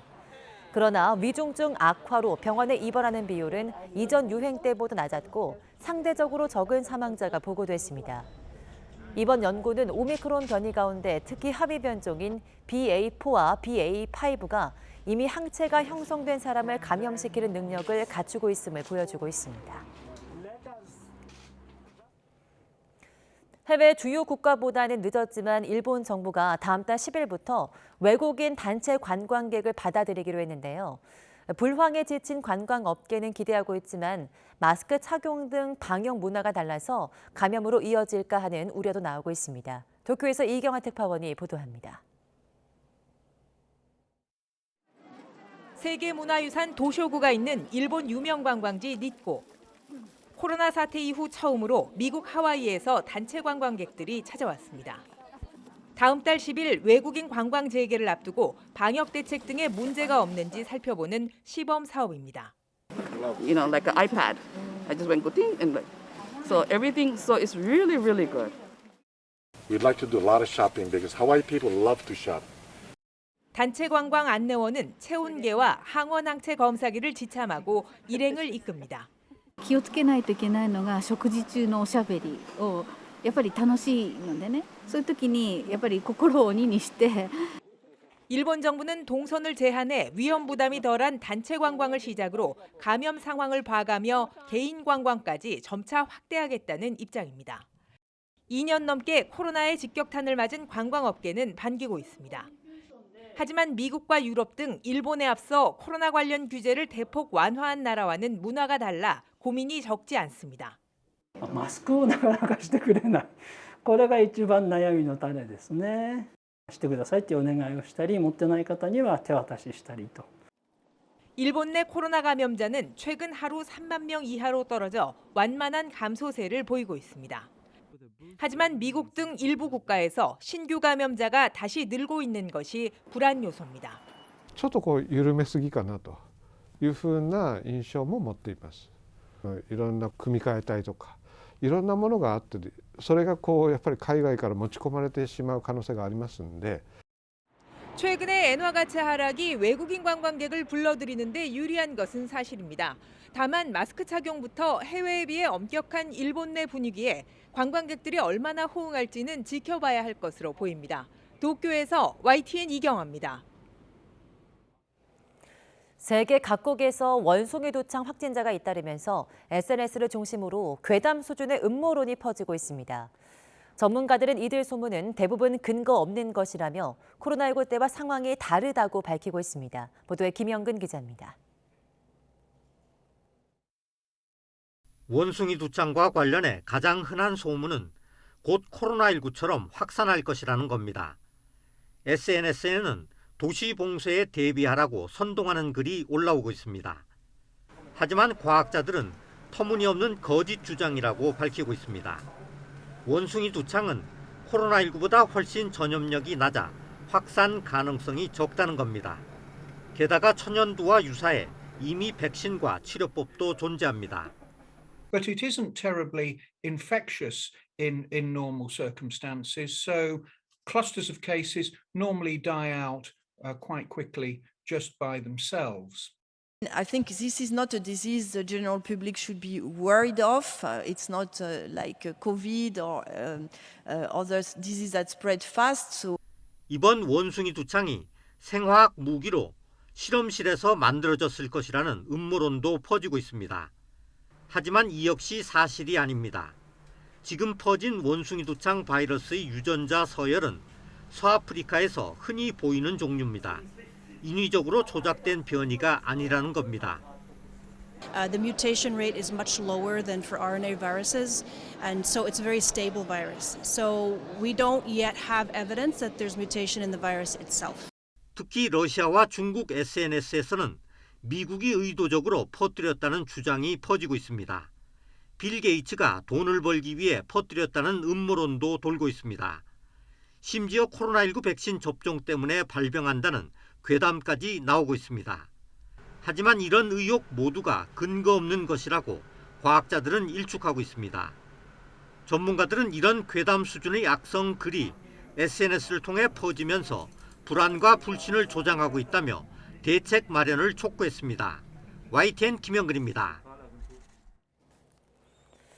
세계보건기구 WHO는 원숭이 두창이 발견되지 않던 지역에서 동시다발적으로 감염자가 발생한 것은 이 바이러스가 일정 기간 감지되지 않고 퍼지다 최근 증폭된 것임을 시사한다고 밝혔습니다.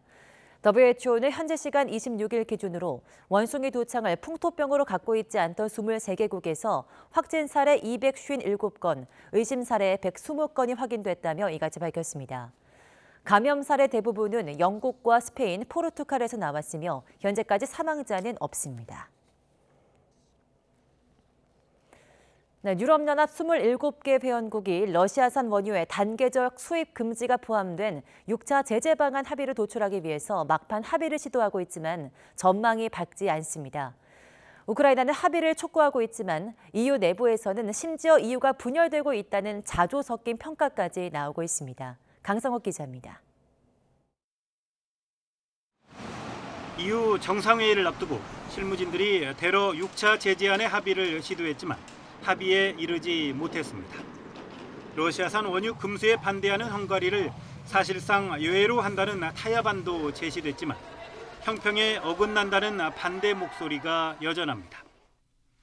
로이터 통신이 입수한 EU 정상회의 합의문 초안을 보면 EU는 6차 제재에서 헝가리 등의 입장을 고려해 드루즈바 송유관을 통한 원유 공급은 일시적으로 예외로 두기로 했습니다.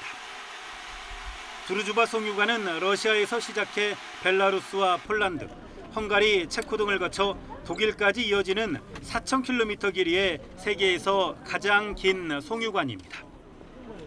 EU가 러시아에서 사들이는 원유의 3분의 1가량은 드루즈바 송유관을 거치고 있고 나머지 3분의 2는 해상으로 수입됩니다. 볼로디미르 젤렌스키 우크라이나 대통령은 러시아가 침공에 대한 대가를 치를 수 있도록 반드시 원유 금수를 포함하는 6차 제재안이 채택돼야 한다고 호소했습니다. Що робить проти України і проти всієї Європи. І щоб ви нарешті стали всі незалежними разом з нами від російської енергетичної зброї, хоча б від її нафтової частини. 이달 초 EU 집행위는 향후 6개월간 러시아산 원유 수입을 단계적으로 중단하고 내년 1월까지 석유 제품까지 수입을 차단하는 내용이 담긴 6차 제재안을 제안했습니다. 하지만 헝가리가 강하게 반대하면서 한 달 가까이 논의는 진전되지 않고 있습니다. EU 27개 회원국이 현지 시각 30일과 31일 정상회의를 열고 막판 타결을 시도하고 있지만 타결 전망은 불투명하다고 외신들은 전하고 있습니다. 독일 부총리 겸 경제장관 로베르트 하벡은 유럽의 단합이 무너지고 있다고 경고했습니다. YTN 강성욱입니다. 네덜란드의 천연가스 도매업체 가스테라가 현지 시간 31일부터 러시아 국영 가스 수출업체 가스프롬으로부터 가스를 받지 않을 것이라고 밝혔습니다. 네덜란드 정부를 대신해 가스를 구매하고 거래하는 업체인 가스테라는 러시아가 요구한 가스 구매 대금 지급 방식을 채택하지 않기로 했으며 이에 따라 가스프롬은 가스 공급을 중단하겠다는 뜻을 전해왔다고 밝혔습니다. 블라디미르 푸틴 러시아 대통령은 지난달 유럽연합 회원국 등 비우호국 구매자들이 러시아 가스 구매 대금을 러시아 통화인 루블화로 결제하도록 하는 대통령령에 서명했습니다. 다만 실제 결제에 있어서는 외국 구매자들이 가스프롬의 금융부문 회사인 가스프롬방크 매화 계좌로 유로화를 송금하면 가스프롬방크가 이 유로화를 루블화로 환전해 가스프롬에 지급하는 방식을 허용했습니다. 조 바이든 미국 대통령은 러시아의 우크라이나 침공과 관련해서 나라를 구하기 위한 우크라이나 국민의 투쟁은 민주주의와 독재, 자유와 압제, 다수의 자유와 삶 위에 군림하려는 탐욕을 가진 소수와의 전쟁, 민주주의 원칙을 위한 전쟁의 일부라고 말했습니다. 바이든 대통령은 우리의 현충일격인 메모리얼 데이인 30일 알링턴 국립묘지에서 열린 기념식에서 러시아가 이웃 국가인 우크라이나의 자유와 민주주의, 문화와 정체성을 말살하기 위해 침략 전쟁을 일으켰다고 비판하면서 이같이 밝혔습니다.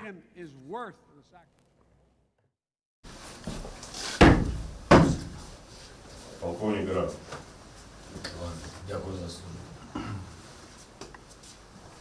Служу українському народу.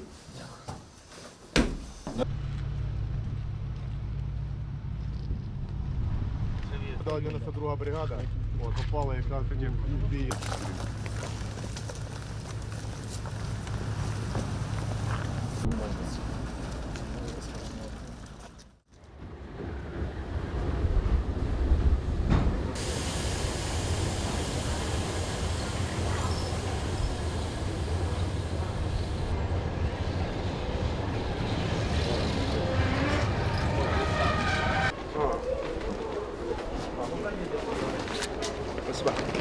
Давайте сюда.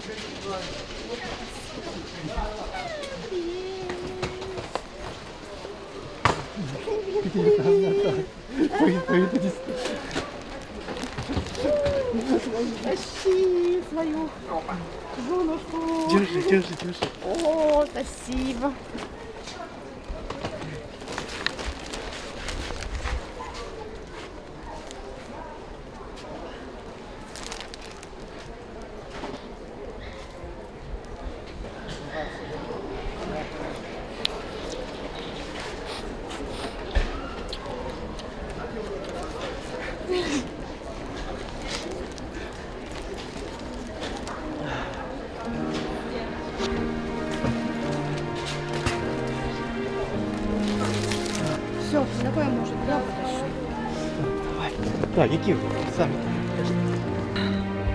I'm happy.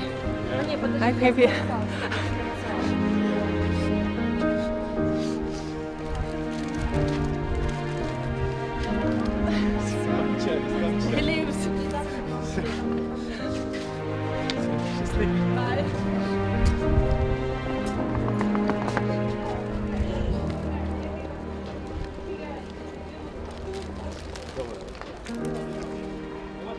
Опасно.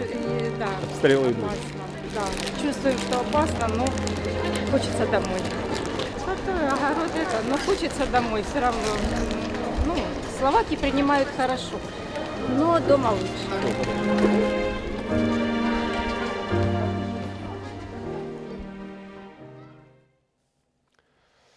네, 반려견과 함께 신혼여행 중이던 부부가 길거리에서 대형견에 물렸습니다. 우리를 뛰어넘은 개는 반려견을 공격하다가 사람에게도 달려들었습니다. 홍성욱 기자의 보도입니다. 강아지와 함께 산책을 나온 부부. 갑자기 보더콜리 한 마리가 달려듭니다. 깜짝 놀란 여성이 강아지를 팔로 들어올렸지만 뛰어올라 공격합니다. 몸으로 반려견을 감싸는 여성. 그러자 사람에게도 달려듭니다. 강원도 양양으로 반려견과 함께 신혼여행을 온 부부가 봉변을 당한 건 지난 19일 오전 10시쯤. 보더콜리가 잡고 있는 걸 점프해서 낚아챘거든요. 그래서 그 상황에 막 그 와이프가 막 울면서 막 둘 다 울부짖으면서. 아내는 팔과 다리에 상처를 입었고 생후 6개월 반려견 역시 곳곳에 이빨 자국이 생겼습니다. 간신히 정신을 차리니 공격한 개는 이미 사라진 뒤였습니다.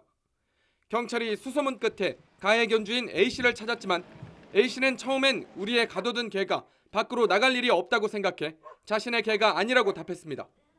경찰은 A씨를 과실치상 혐의로 입건해 사건을 검찰로 넘겼습니다. 울타리 안에다 가둬놨는데 그 지붕 공사가 이제 덜 됐는데 그걸 뛰어넘어가지고 한 거라. 지금 그 과실이라면 그게 과실이죠. 소방청에 신고된 것만 해마다 2,000명 이상이 개에 물리는 피해를 보고 있습니다. 최근 충남 태안에서는 7살 아이와 어머니가 맹견에게 공격당했고 지난해 12월 강원도 춘천에서도 사냥개 3마리가 80대 노인을 공격했습니다. 자신의 개는 사람이나 다른 개를 공격하지 않을 것이라는 착각과 아니란 생각에 반복되는 사고. 피해자에게는 끔찍한 악몽으로 남았습니다. 전혀 못 잤거든요. 잠을 전혀 못 자고 실생활이 안 돼요. 그래서 출근도 못 하고 병원만 뭐 왔다 갔다 계속 하다가 그게 너무 힘들었죠.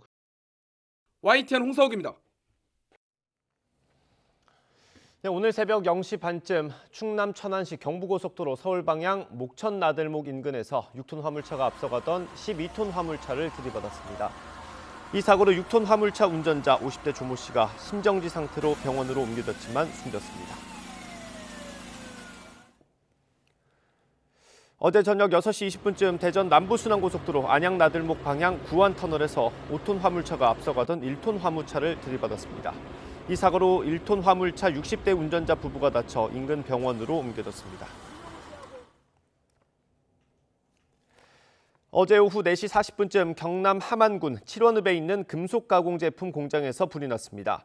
이 불로 캄보디아 국적 25살 A씨가 숨지고 한국 국적의 61살 B씨가 2도 화상을 입어서 병원으로 옮겨졌습니다. 어제 오후 2시쯤 강원도 홍천군 내면 창촌리의 한 식당에서 불이 났습니다. 다친 사람은 없었지만 불은 인근 식육점과 종묘사 등으로 옮겨부터 모두 4개 점포가 불에 탔고 1시간 반 만에 꺼졌습니다. 네, 유네스코 세계문화유산인 김포 장릉 인근에 문화재청에 허가 없이 건설된 아파트 입주를 관할구청이 승인했습니다. 인천시 서구는 김포 장릉 인근 검단 신도시에 735세대 규모 아파트를 지은 건설사 대광 ENC에 사용검사 확인증을 내주었다고 밝혔습니다. 사용검사 확인증이 나오면 건설사는 입주 절차를 진행할 수 있어서 서구가 사실상 해당 아파트 입주를 승인한 겁니다. 이에 따라 이 건설사는 앞서 홈페이지를 통해 예고한 대로 오늘부터 올해 9월 14일까지 아파트 입주를 진행할 것으로 보입니다. 환경부와 국립공원공단은 지난 겨울 지리산 일대 멸종위기 야생동물 1급 반달가슴곰의 서식 현황을 조사한 결과 3마리의 어미곰이 5마리의 새끼를 출산해 지리산 일대에서 서식 중인 반달가슴곰이 총 79마리로 추정된다고 밝혔습니다.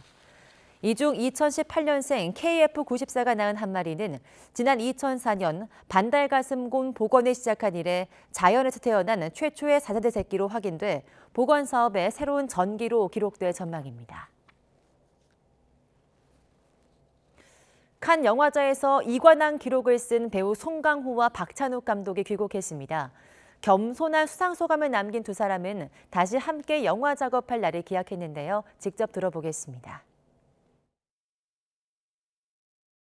그러니까 한국 영화를 사랑해 주시는 영화 팬 여러분들의 사랑과 어떤 성원이 없었다면 가능했을까 이런 생각이 듭니다. 박찬욱 감독님하고는 워낙 20년 지기고 또 오랫동안 같이 작업을 해온 정말 동지죠. 영화적 동지인데 또 언젠간 또 모르죠. 같이 작업할 수 있는 날이 곧 오리라고 생각합니다. 그래서 너무너무 축하드리고.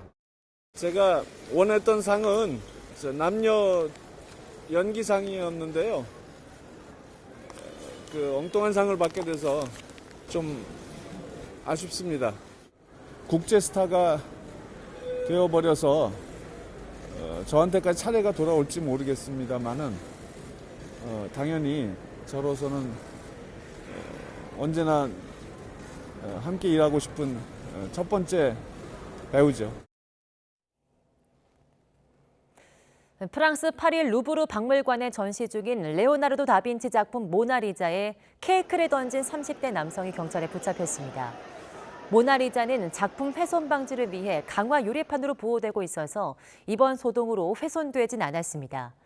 파리 검찰청은 이 남성을 정신병원으로 옮긴 뒤 문화재 훼손을 시도한 혐의로 수사를 시작했다고 밝혔습니다. 손흥민과 황희찬을 포함한 태극 전사들이 카타르 월드컵 모의고사인 6월 A매치 4연전을 위해서 어제 오후 경기도 파주 축구대표팀 트레이닝 센터에 모였습니다.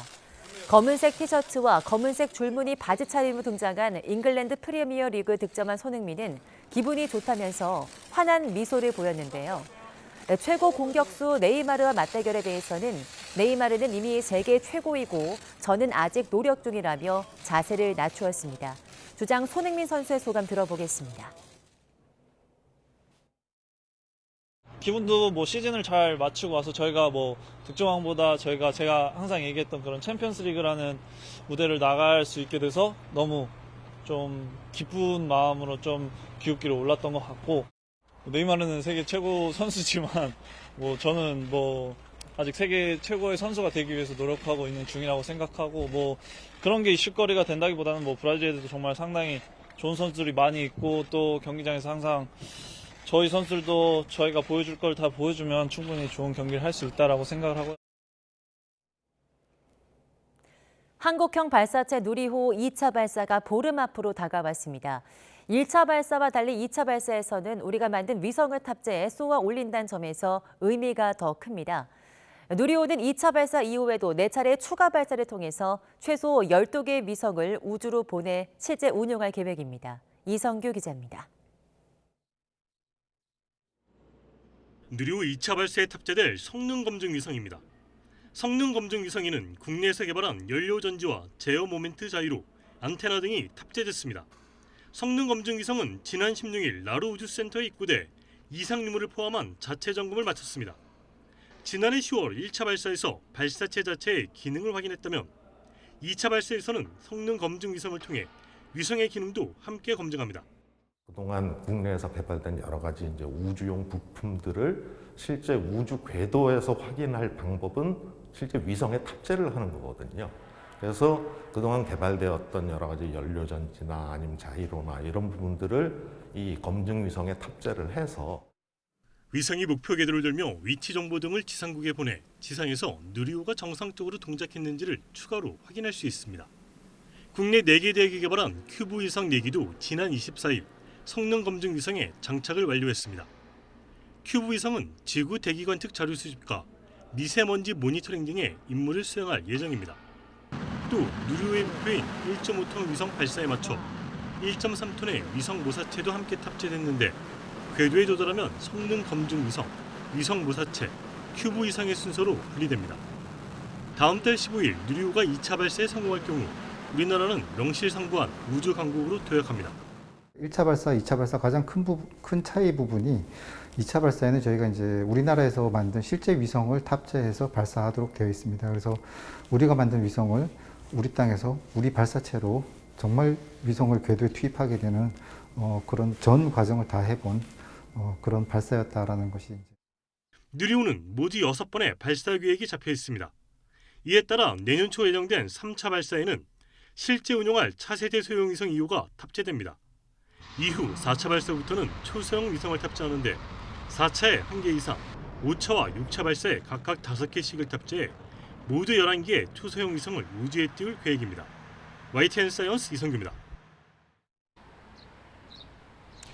오늘은 6월을 하루 앞두고 초여름 더위가 찾아옵니다. 현재 서울 기온은 14.3도로 어제보다 또 예년보다 선선하게 출발하고 있는데요. 한낮에는 서울이 27도로 어제보다 2도가량 높겠고요. 경북, 경주는 31도까지 올라 꽤 덥겠습니다. 다만 여름의 문턱에서 아직까지는 일교차가 크게 벌어지고 있으니까요. 출근길 겉옷 잘 챙기시기 바랍니다. 오늘 전국이 대체로 맑겠습니다. 원활한 대기 확산으로 공기도 깨끗하겠습니다. 다만 오전부터 낮 사이 경기 북부와 영서 북부에는 빗방울이 떨어지는 곳이 있겠습니다. 현재 강원과 영남 곳곳에는 건조주의보가 발효 중입니다. 특히 오후부터는 강원 영동을 중심으로 초속 15m 안팎의 강한 바람도 불 것으로 보이니까요. 산불 등 화재 발생하지 않도록 각별히 유의하시기 바랍니다. 현재 기온 살펴보면 서울 14.3도, 대전 13.7도, 광주 15도 보이고 있습니다. 오늘 낮 기온은 어제보다 1도에서 많게는 7도가량 높겠습니다. 서울 27도, 대전 28도, 대구 30도가 예상됩니다. 이번 한 주간 대체로 맑은 날씨가 이어지겠고요. 지방선거일인 내일도 초여름 더위가 이어질 전망입니다. 오늘 낮 동안 강한 햇볕이 내리쬐면서 전국의 자외선 지수가 매우 높은 단계까지 치솟겠습니다. 외출하실 때는 모자나 선글라스 등으로 햇볕 차단에도 신경 써주시기 바랍니다. 지금까지 서울 상암동에서 YTN 원희다입니다.